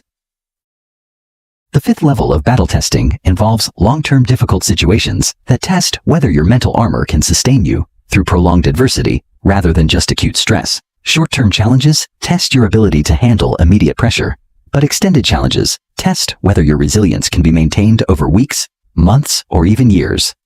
Extended endurance challenges might involve pursuing a long-term goal that requires sustained effort despite repeated setbacks and criticism. It might involve dealing with ongoing health issues that require persistent management and adaptation. It might involve maintaining performance standards during prolonged difficult circumstances like economic hardship, relationship problems, or career challenges. It might involve caring for family members through extended illness or difficulty while maintaining your own well-being and responsibilities. It might involve building a business or creative project over years, despite financial uncertainty and market challenges. It might involve pursuing education or training that requires sustained effort, despite competing priorities and obstacles. It might involve advocating for important causes despite ongoing opposition and slow progress. It might involve maintaining professional excellence during organizational instability or industry disruption. It might involve rebuilding after significant losses or setbacks that require months or years of sustained effort. These challenges test whether your mental armor includes the sustainability needed for long-term resilience. They reveal whether your mental strength is just a temporary state you can access in crisis or a permanent characteristic that can be maintained regardless of how long challenges persist. Extended challenges also test your ability to maintain hope, motivation, and effectiveness. When progress is slow, setbacks are frequent, and outcomes remain uncertain for extended periods, they require mental armor that includes patience, persistence, and the ability to find meaning and motivation in the process, rather than just the outcomes. The key to extended endurance challenges is maintaining your daily mental armor practices especially when, circumstances are difficult. These practices become your psychological lifeline during extended difficult periods, providing stability and strength when external circumstances offer little support. Level 6. Comprehensive stress testing. The highest level of battle testing involves situations that challenge every aspect of your mental armor, simultaneously under maximum pressure with genuine consequences. These are comprehensive tests that reveal whether your mental armor is truly integrated and unbreakable, or whether vulnerabilities remain under extreme conditions. Comprehensive stress testing might involve starting a significant business venture that requires financial risk, public exposure, leadership responsibility, and sustained effort despite uncertainty. It might involve relocating to a completely different environment where you must rebuild social connections, adapt to new systems, and prove yourself in unfamiliar circumstances. It might involve taking on roles that require public performance under scrutiny while managing complex responsibilities and high expectations. It might involve pursuing ambitious goals that require years of effort with no guarantee of success while facing ongoing criticism and setbacks. It might involve crisis management situations where multiple problems must be solved simultaneously under time pressure while others are counting on your effectiveness. It might involve recovery from significant losses or setbacks that require rebuilding multiple aspects of your life while maintaining forward momentum. These comprehensive tests reveal whether your mental armor has become truly integrated, whether emotional regulation, cognitive flexibility, stress immunity, and identity armor work together seamlessly under maximum pressure. They show whether your mental strength has become a stable characteristic that you can rely on regardless of circumstances. The goal isn't to seek out unnecessarily difficult situations, but to recognize when life presents comprehensive challenges and approach them as opportunities to prove and strengthen your complete mental armor system. These experiences become defining moments that establish unshakable confidence in your psychological capabilities. The transformation through battle testing. As you progress through these levels of battle testing, you develop what military personnel call stress inoculation. Deep, experiential knowledge that you can handle whatever comes your way. This isn't theoretical confidence based on hope or positive thinking. It's proven confidence based on demonstrated capability under actual pressure. This proven confidence creates a feedback loop that makes you even stronger. When you know you can handle challenges, you approach them with the relaxed alertness of someone who has trained for this moment, rather than the desperate anxiety of someone who hopes they'll survive it. This relaxed alertness actually enhances your performance, making success more likely and further reinforcing your confidence. The process of battle testing also reveals that most challenges are far less threatening than they initially appear. When you've successfully handled truly difficult situations, everyday problems become merely interesting puzzles to solve rather than threats to your well-being. Your perspective on what constitutes a real problem shifts dramatically. You develop what researchers call challenge appraisal. the automatic tendency to see difficult situations as opportunities for growth and demonstration of capability, rather than threats to be avoided. This shift in perception eliminates much of the anxiety and stress that people feel when facing difficulties, because threats feel dangerous while opportunities feel exciting. Most importantly, battle testing proves that your mental armor isn't just a collection of techniques you've learned, but a fundamental transformation in who you are. You discover that you've become someone who actually gets stronger through adversity, who performs better under pressure, who finds opportunity in chaos, and who leads others through their difficulties. This transformation is permanent because it's based on proven experience rather than temporary motivation. Once you know you're mentally unbreakable, that knowledge becomes part of your identity in a way that cannot be taken away by future challenges or changing circumstances. Chapter 11. The Unbreakable Life. Living from Mental Armor. When mental armor becomes fully integrated into your being, it doesn't just protect you from external threats. It fundamentally transforms how you experience life itself. You don't just survive challenges. You actively seek them as opportunities for growth and demonstration of your capabilities. You don't just endure difficulties. You use them as stepping stones to even greater strength and wisdom. You don't just cope with uncertainty. You thrive in it because you understand that uncertainty is where the greatest opportunities hide. Living from mental armor means operating from a fundamentally different paradigm than most people. Where others see threats, you see opportunities. Where others see problems, you see puzzles to solve. Where others see limitations, you see challenges to overcome. Where others see reasons to quit, you see reasons to adapt your strategy. This isn't naive optimism or delusional thinking. It's the natural result of having proven to yourself repeatedly that you can handle whatever life presents. When you live for mental armor, your entire relationship with reality changes. Uncertainty becomes exciting rather than threatening because you know you can adapt to whatever unfolds. Criticism becomes valuable information rather than personal attack because your identity isn't dependent on others' approval. Failure becomes useful feedback rather than evidence of inadequacy because your self-worth isn't tied to perfect outcomes. Rejection becomes redirection toward better opportunities rather than proof of your unworthiness. This transformation affects every aspect of your life, your relationships, your career, your health, your finances, your personal growth, and your contribution to the world. You become someone who creates opportunities rather than waiting for them, who solves problems rather than complaining about them, who leads others through difficulties rather than adding to the chaos. The first transformation: your relationship with uncertainty. Most people crave predictability and feel anxious when they can't control outcomes.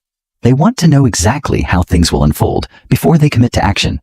They seek guarantees, demand certainty, and avoid situations where outcomes are unclear. This need for predictability severely limits their possibilities because most significant opportunities involve substantial uncertainty. But when you have unbreakable mental armor, uncertainty becomes exciting rather than threatening. You understand that uncertainty is where opportunities hide, where breakthroughs happen, where the biggest rewards await those brave enough to venture into unknown territory. You realize that if outcomes were guaranteed, there would be no opportunity for exceptional results because everyone would pursue the same guaranteed paths. This comfort with uncertainty allows you to take calculated risks that others avoid. You can pursue ambitious goals without needing guarantees of success because you know you'll learn valuable lessons and build capabilities regardless of specific outcomes. You can make bold moves without needing to know exactly how everything will work out because you trust your ability to adapt and find solutions as circumstances unfold. You develop what entrepreneurs call intelligent ignorance, the ability to act decisively even when you don't have complete information. You understand that waiting for complete certainty often means missing opportunities entirely, and that most important decisions must be made with incomplete data. Your mental armor gives you confidence to proceed despite uncertainty, because you know you can handle whatever challenges arise. This relationship with uncertainty also makes you incredibly valuable in organizational and social contexts, because most people become paralyzed when facing unclear situations. You become someone others turn to when circumstances are changing rapidly, when conventional approaches aren't working, and when leadership is needed despite uncertain outcomes. The second transformation: your relationship with failure. Most people see failure as evidence of inadequacy, proof that they're not capable of achieving their goals, or confirmation that they should lower their expectations and pursue safer alternatives. They take failure personally, interpret it as a reflection of their worth, and allow it to undermine their confidence for future endeavors. But when you live from mental armor, failure becomes valuable feedback that accelerates your learning and improvement. You understand that failure is not the opposite of success. It's a stepping stone to success. Every failure provides information about what doesn't work, reveals assumptions that need to be questioned, and identifies skills that need to be developed. This reframe allows you to experiment boldly and iterate quickly. You can try new approaches without being paralyzed by the fear of not getting it right immediately. You can pursue stretch goals without needing to know you'll achieve them on the first attempt. You can take risks and make bold moves because you know that even failed attempts will provide valuable learning and capability development. You develop what researchers call intelligent failure, the ability to fail fast, learn quickly, and adjust your approach based on results. You understand that the faster you can test ideas and get feedback, the faster you can converge on approaches that work. Your mental armor protects you from being devastated by setbacks while ensuring that you extract maximum learning from every experience. This relationship with failure also makes you much more innovative and creative because you're not constrained by the need to be right the first time. You can explore unconventional approaches, test unusual ideas, and experiment with solutions that others wouldn't consider because they're afraid of failing publicly. The third transformation, your relationship with criticism and rejection. Most people take criticism personally and feel devastated by rejection because their self-worth is tied to external approval and validation. They make their confidence dependent on other people's opinions, which makes them incredibly vulnerable to emotional manipulation and psychological attack. But when you have identity armor, criticism becomes useful information that can help you improve, and rejection becomes redirection toward better opportunities that are more aligned with your strengths and goals. Your sense of worth isn't dependent on others' approval, so their disapproval can't threaten your core stability. This emotional independence allows you to seek feedback actively rather than avoiding it defensively. You can put your ideas and creations into the world without needing universal approval, because you understand that criticism often provides more valuable information than praise. You can pursue opportunities aggressively without being crushed when some don't work out because you know that rejection often leads to better alternatives. You develop what psychologists call rejection resilience, the ability to bounce back quickly from setbacks and maintain motivation despite temporary defeats. You understand that rejection is often about fit rather than worth, timing rather than capability, or circumstances rather than character. This transformation makes you incredibly powerful in professional and personal contexts because you can take risks that others avoid due to fear of judgment. You can express your authentic opinions, share your genuine ideas, and pursue your real goals without being constrained by what others might think. The fourth transformation, your relationship with other people's emotional states. Most people are unconsciously influenced by the moods and energy of those around them. They feel anxious when others are anxious, discouraged when others are discouraged, and overwhelmed when others are overwhelmed. This emotional contagion makes them vulnerable to being destabilized by other people's psychological states. But mental armor creates emotional boundaries that allow you to remain stable regardless of others' emotional turbulence. You can be empathetic and supportive without taking on their emotional burdens as your own. You can provide strength and stability to others without being dragged down by their struggles. This emotional independence doesn't mean becoming cold, disconnected, or unsympathetic. It means being able to maintain your own psychological equilibrium while genuinely caring about others' well-being. You become someone others turn to for stability during chaotic times because they know you won't add to the emotional chaos. You'll help calm it. You develop the ability to be fully present with others' pain without being overwhelmed by it. You can offer genuine support and compassion while maintaining the emotional stability needed to be truly helpful. This makes you incredibly valuable in relationships and professional contexts because you become a source of calm in the storm rather than another person adding to the chaos. The fifth transformation, your relationship with time and patience. Most people want immediate results and become frustrated when progress is slower than expected. They live in a state of constant urgency, always feeling behind schedule, always wanting things to happen faster than they naturally unfold. This impatience creates stress, leads to poor decisions, and causes them to abandon valuable long-term pursuits when they don't see quick results. But mental armor includes long-term perspective that allows you to stay committed to important goals, even when results aren't immediately visible. You understand that worthwhile achievements often require sustained effort over extended periods, and that the most valuable outcomes are usually those that take time to develop. This patient persistence allows you to work on meaningful projects without needing constant validation that you're making progress. You can invest in relationships that take time to develop. You can build skills that require years to master. You can pursue visions that won't materialize for decades. You develop what researchers call delayed gratification tolerance, the ability to sacrifice short-term comfort for long-term benefits. This transformation makes you incredibly powerful because most people can't maintain effort toward goals that don't provide immediate rewards. Your willingness to play longer games and invest in compound growth gives you access to opportunities and achievements that others can't reach because they don't have the patience required. You also develop a different relationship with aging and mortality. Instead of feeling panicked about time passing or frustrated about how long things take, you see time as an ally that allows for compound development and accumulated wisdom. You understand that many of life's greatest satisfactions come from long-term projects and sustained relationships rather than quick wins and instant gratification. The sixth transformation: your relationship with responsibility and ownership. Most people try to avoid responsibility because they see it as burden, potential blame, or increased pressure. They prefer situations where others are accountable for outcomes, where they can follow directions rather than make decisions, and where they can blame external factors if things go wrong. But when you live from mental armor, you actively seek responsibility because you understand it's the pathway to influence and impact. You know that the more responsibility you can handle effectively, the more control you have over outcomes, the more valuable you become to others, and the more opportunities become available to you. This ownership mindset makes you incredibly valuable in any context because you become someone who solves problems rather than creating them, someone who takes initiative rather than waiting for direction, someone who makes things happen rather than letting things happen to them. Organizations and individuals naturally gravitate toward people who willingly take responsibility because such people are rare and incredibly useful.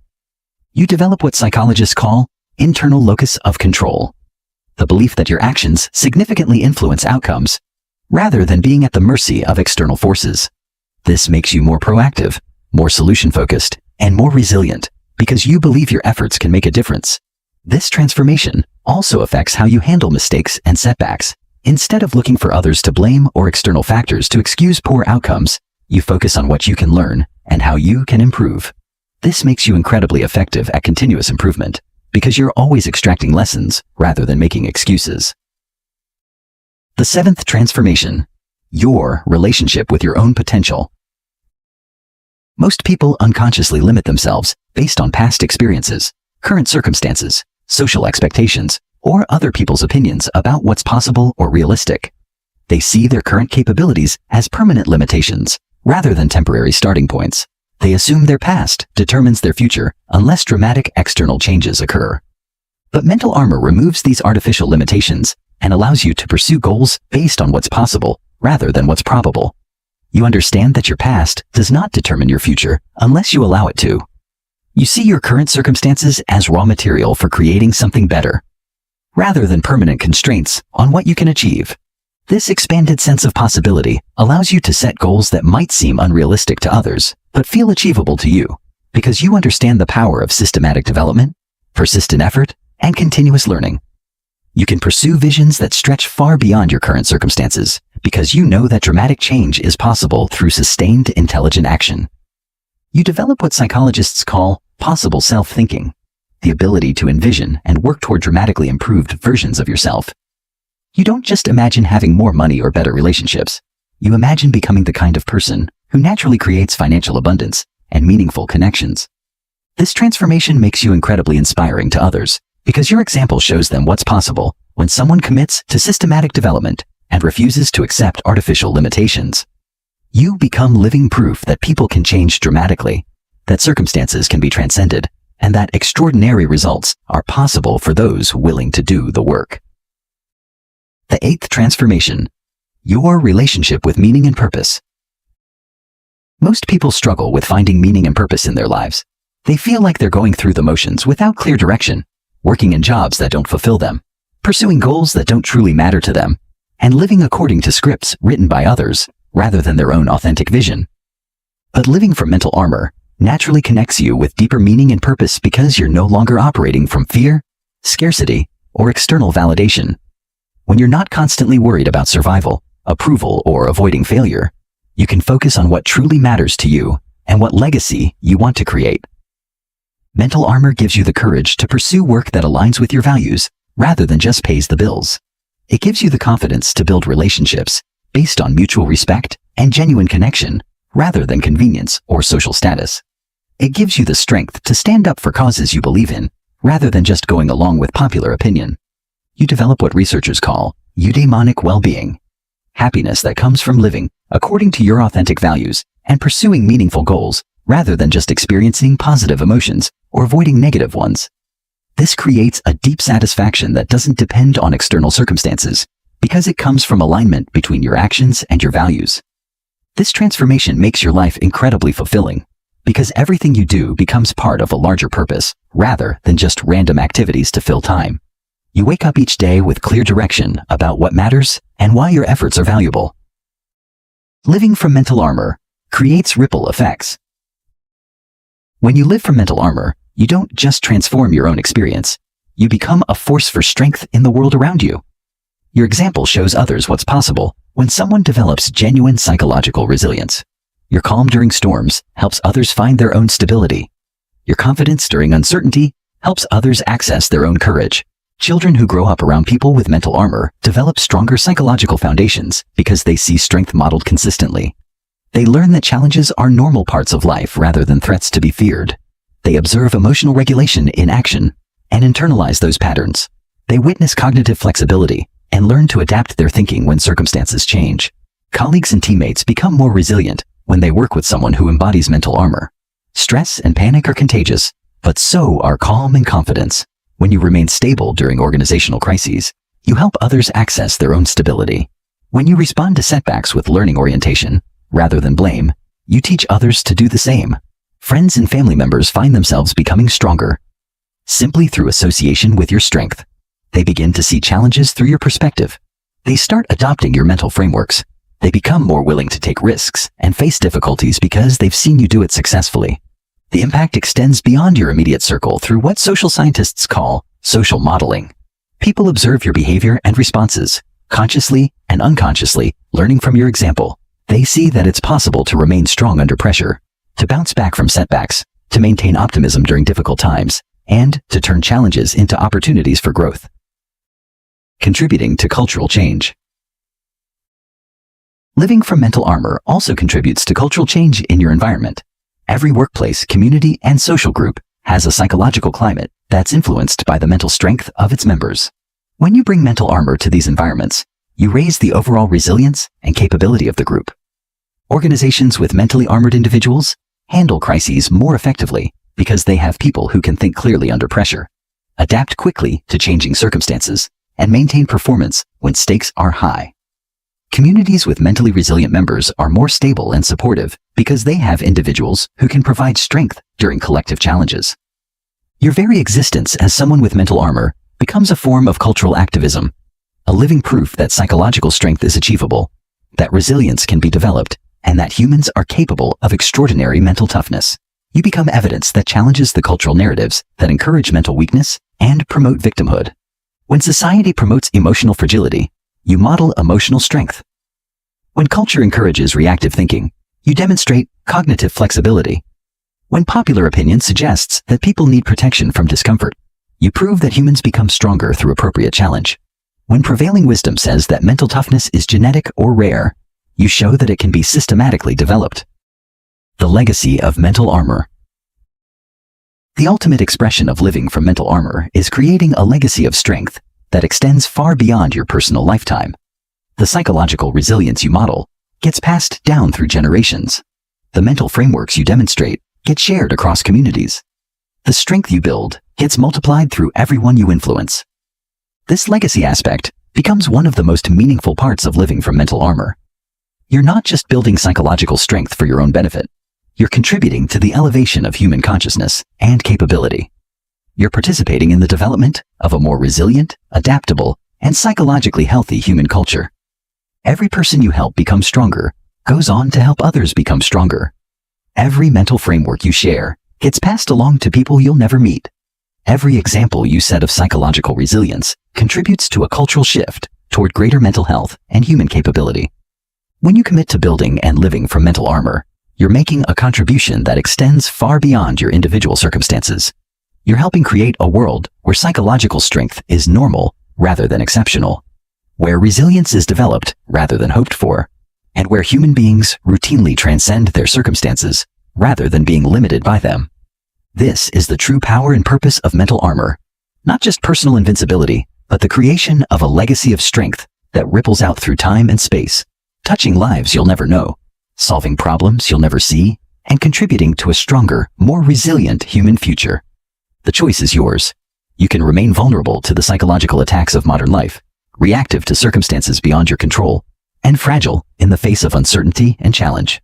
Or you can build mental armor so strong that nothing can penetrate it, becoming unbreakable, not just for yourself, but for everyone whose life you touch.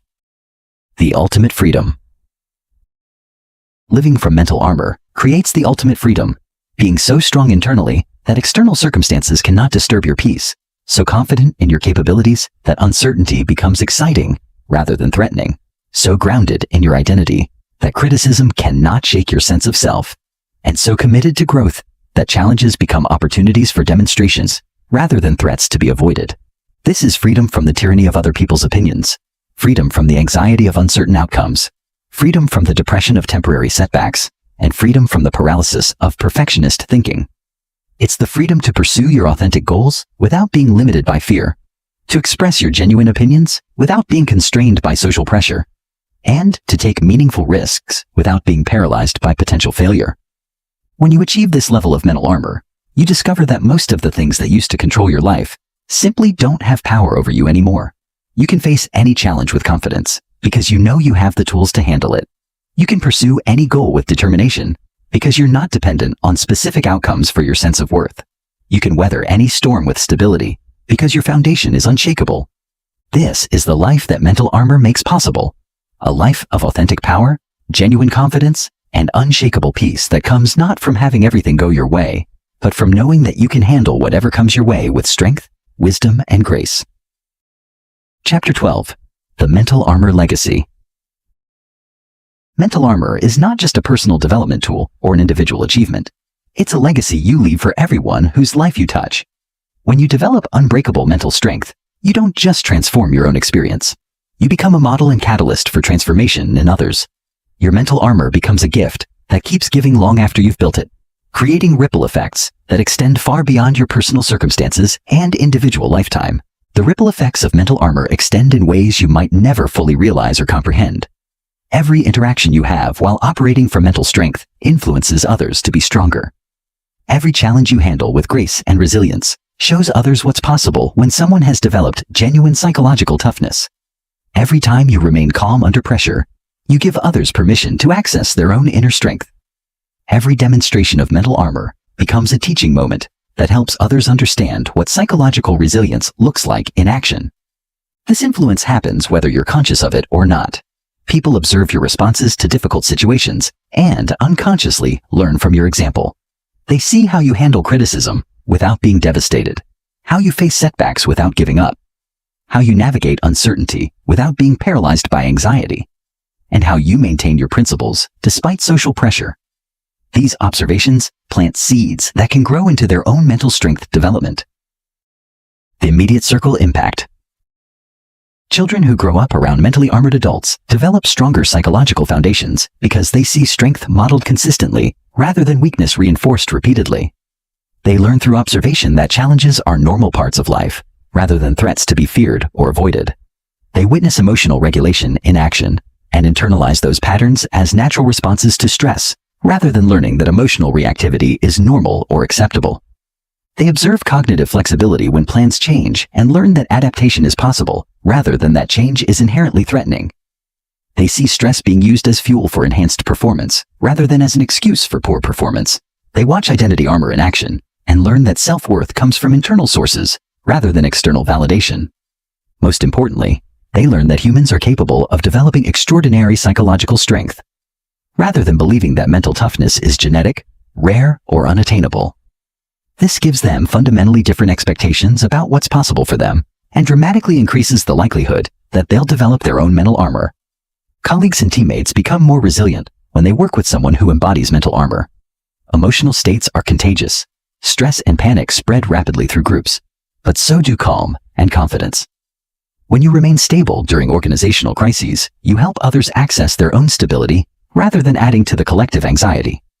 When you respond to setbacks with learning orientation rather than blame and complaining, you teach others to extract value from difficult experiences. When you demonstrate cognitive flexibility during changing circumstances, you show others that adaptation is possible rather than that change is inherently bad. When you use pressure situations as opportunities to demonstrate excellence rather than as excuses for poor performance, you raise the standards for everyone around you. Spouses and partners develop greater relationship resilience when they're with someone who has mental armor. Instead of escalating conflicts through emotional reactivity, you model emotional regulation that allows for productive problem solving. Instead of catastrophizing about relationship challenges, you demonstrate cognitive flexibility that finds solutions rather than dwelling on problems. Instead of allowing external stresses to damage your relationship, you show how mental armor protects what matters most. Friends and family members find themselves becoming stronger. Simply through association with your strength, they begin to see challenges through your perspective rather than through their habitual fear-based lens. They start adopting your mental frameworks and reframing techniques. They become more willing to take risks and face difficulties because they've seen you do it successfully and witnessed that survival is not only possible, but growth is probable. The extended network influence. The impact extends beyond your immediate circle through what social scientists call social modeling and behavioral contagion. People observe your behavior and responses, consciously and unconsciously, learning from your example even when they're not directly in relationship with you. They see that it's possible to remain strong under pressure, to bounce back from setbacks, to maintain optimism during difficult times, and to turn challenges into opportunities for growth. Professional networks spread mental armor principles when you consistently demonstrate psychological resilience in work contexts. Vendors, clients, customers, and industry contacts all observe how you handle business challenges, navigate market uncertainties, respond to competitive pressures, and maintain excellence despite obstacles. Your example shows them that different responses are possible and plants seeds for their own development. Social networks amplify mental armor influence through casual interactions and shared experiences. How you respond when restaurant service is poor. How you handle traffic delays. How you deal with technology failures. How you navigate social disagreements. All of these moments become opportunities to model mental strength for others who might never see your responses to major challenges. Community involvement multiplies your mental armor influence through volunteer work, neighborhood interactions, social cause participation, and civic engagement. When you bring psychological resilience to community challenges, you help groups solve problems more effectively while showing individuals that personal strength can contribute to collective solutions. Even strangers benefit from brief interactions with someone who has mental armor. The person who serves you coffee and sees you respond graciously to a mistake, the customer service representative who deals with you during a frustrating situation and experiences your calm professionalism, the fellow commuter who witnesses your patient response to travel delays.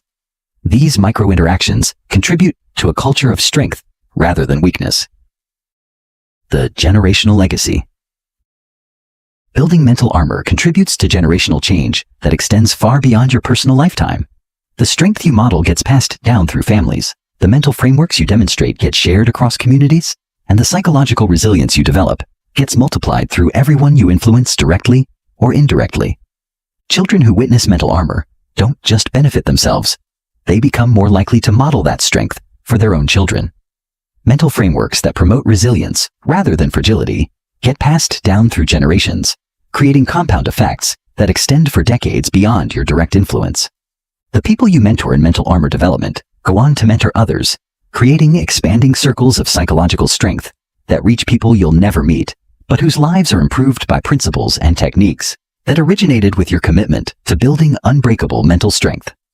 Professional relationships create career-long impacts when mental armor principles get integrated into organizational cultures, leadership development programs, team management approaches, and industry best practices. Your example of psychological resilience under professional pressure can influence how entire organizations approach challenges and develop their people. Contributing to cultural evolution. Living from mental armor also contributes to cultural change in your environment and society at large. Every workplace, community, and social group has a psychological climate that's influenced by the mental strength of its members. When you bring mental armor to these environments, you raise the overall resilience and capability of the group while challenging cultural narratives that promote weakness. Organizations with mentally armored individuals handle crises more effectively because they have people who can think clearly under pressure, adapt quickly to changing circumstances, maintain performance when stakes are high, and help others access their own capabilities during challenging times. These organizations become more successful, which creates positive feedback loops that reinforce the value of mental strength. Communities with mentally resilient members are more stable and supportive because they have individuals who can provide strength during collective challenges rather than adding to collective panic. These communities become more attractive places to live and work, which draws other strong people and creates virtuous cycles of increasing resilience. Your very existence as someone with mental armor becomes a form of cultural activism, living proof that psychological strength is achievable, that resilience can be developed, and that humans are capable of extraordinary mental toughness. You become evidence that challenges the cultural narratives that encourage mental weakness and promote victimhood. When society promotes emotional fragility and safe spaces, you model emotional strength and challenge-seeking. When culture encourages reactive thinking and binary perspectives, you demonstrate cognitive flexibility and nuanced analysis. When popular opinion suggests that people need protection from discomfort and trigger warnings, you prove that humans become stronger through appropriate challenge and exposure. When prevailing wisdom says that mental toughness is genetic, rare, or only available to special people, you show that it can be systematically developed and by anyone willing to do the work. Your example becomes part of a larger cultural shift toward recognizing human potential rather than human limitation. The ripple effect through teaching and mentoring. The legacy aspect becomes most apparent when you begin actively teaching and mentoring others in developing their own mental armor. When you share the techniques and perspectives that have made you strong, you multiply your impact exponentially while contributing to a more resilient human culture.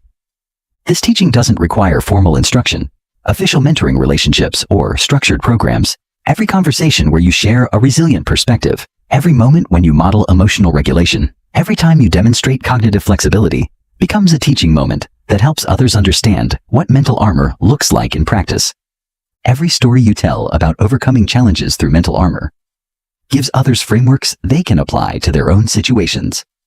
Every technique you share for building psychological resilience provides tools others can use to develop their own strength.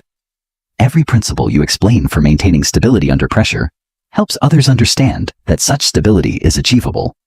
The people you directly influence go on to influence others, who influence others, creating expanding circles of resilience and strength that reach far beyond your immediate network. A single individual with unbreakable mental armor can eventually impact thousands or even millions of people through this ripple effect of influence and teaching. Consider the long-term implications of developing mental armor for humanity's collective challenges. Every major problem facing our species, from climate change to social inequality to technological disruption to global health crises, requires individuals who can think clearly under pressure, adapt to changing circumstances, maintain hope and effectiveness despite uncertainty, and lead others through difficult transitions. The world desperately needs people who won't break under the pressure of complex challenges, who can maintain emotional equilibrium while dealing with serious problems, who can think flexibly when traditional approaches aren't working, who can persist through long-term difficulties, and who can inspire others to contribute to solutions rather than adding to problems. Mental armor is not just personal development. It's preparation for the leadership our world desperately needs. When you develop unbreakable psychological strength, you're preparing yourself to contribute to solving humanity's biggest challenges while helping others develop the mental tools they need to participate in creating positive change. The ultimate legacy: human evolution. The ultimate legacy of mental armor is contributing to the evolution of human consciousness and capability. As more individuals develop unbreakable mental strength, we collectively become more capable of handling the challenges of existence, pursuing ambitious goals, solving complex problems, and creating positive change despite obstacles and uncertainty.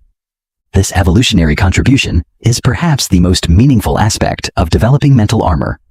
You're not just improving your own life, or even just helping the people around you. You're participating in the advancement of human capability and resilience. You're helping our species become stronger, more adaptable, and more capable of thriving in an uncertain and challenging universe. Every person who develops mental armor contributes to humanity's collective psychological strength. Every individual who learns to remain calm under pressure adds to our species' ability to handle crises effectively. Every person who develops cognitive flexibility contributes to our collective ability to adapt to changing circumstances. Every individual who builds identity armor adds to humanity's resilience against manipulation and control. When you commit to building mental armor, you're making a commitment that extends far beyond yourself and your immediate circumstances. You're choosing to become a force for strength in a world that needs more strength. You're deciding to model resilience for others who need to see what's possible. You're accepting responsibility for contributing to the psychological evolution of humanity. This evolutionary perspective makes the challenges and sacrifices required for building mental armor feel meaningful and worthwhile. The daily practices, the stress inoculation exercises, the comfort zone expansion, the vulnerability challenges, all of these become contributions to something much larger than personal improvement. You're not just building mental armor for your own benefit. You're developing psychological strength that will serve your family, your community, your profession, and humanity as a whole. You're creating a legacy of resilience that will continue to make the world stronger long after you're gone. The responsibility and opportunity. This understanding of mental armor as legacy creates both responsibility and opportunity. Once you've developed unbreakable mental strength, you have an obligation to use it not just for your own benefit, but for the elevation of others. You become a guardian of resilience in a world that often promotes fragility. This responsibility extends to challenging cultural narratives that encourage mental weakness. When society promotes victimhood and learned helplessness, you model ownership and personal responsibility. When culture encourages emotional reactivity and triggered responses, you demonstrate regulation and thoughtful response. When popular opinion suggests that humans are fragile and need constant protection, you prove that humans are anti-fragile and grow stronger through appropriate challenge. But this responsibility is also an incredible opportunity. You get to be part of the solution to humanity's psychological challenges. You get to contribute to creating a stronger, more resilient human culture. You get to help others discover their own capacity for mental strength while building something that will last far beyond your individual lifetime. The legacy of mental armor is ultimately about love. Love for humanity. Love for future generations. Love for human potential. And love for what we can become when we commit to developing our psychological capabilities. It's about caring enough about others to become strong yourself, caring enough about the future to model what's possible in the present, and caring enough about human flourishing to do the work required for building unbreakable mental strength. When you build mental armor, you're not just protecting yourself from life's challenges. You're becoming someone who can protect others, who can model strength when strength is needed, who can provide stability when everything else is uncertain, and who can show others what humans are capable of achieving when they commit to psychological development. This is the true power and purpose of mental armor, not just personal invincibility, but the creation of a legacy of strength that makes the world better for everyone. It's about becoming someone whose life makes other lives stronger, whose example makes other people believe in their own potential, and whose strength contributes to the strength of all humanity. The choice is yours, and it's more important than you might realize. The world is watching. Future generations are counting on you, and humanity's psychological evolution depends on individuals like you who are willing to do the hard work of building genuine mental strength. Build your mental armor. Become unbreakable. Leave a legacy of strength that makes the world better for everyone who comes after you. Your mind is your fortress. Your thoughts are your weapons. Your resilience is your victory. Your legacy is your gift to humanity. The battle for mental strength starts now. And with the right armor, you cannot lose. The future needs your strength. The world is waiting for your example. The next generation is counting on your courage. Will you answer the call?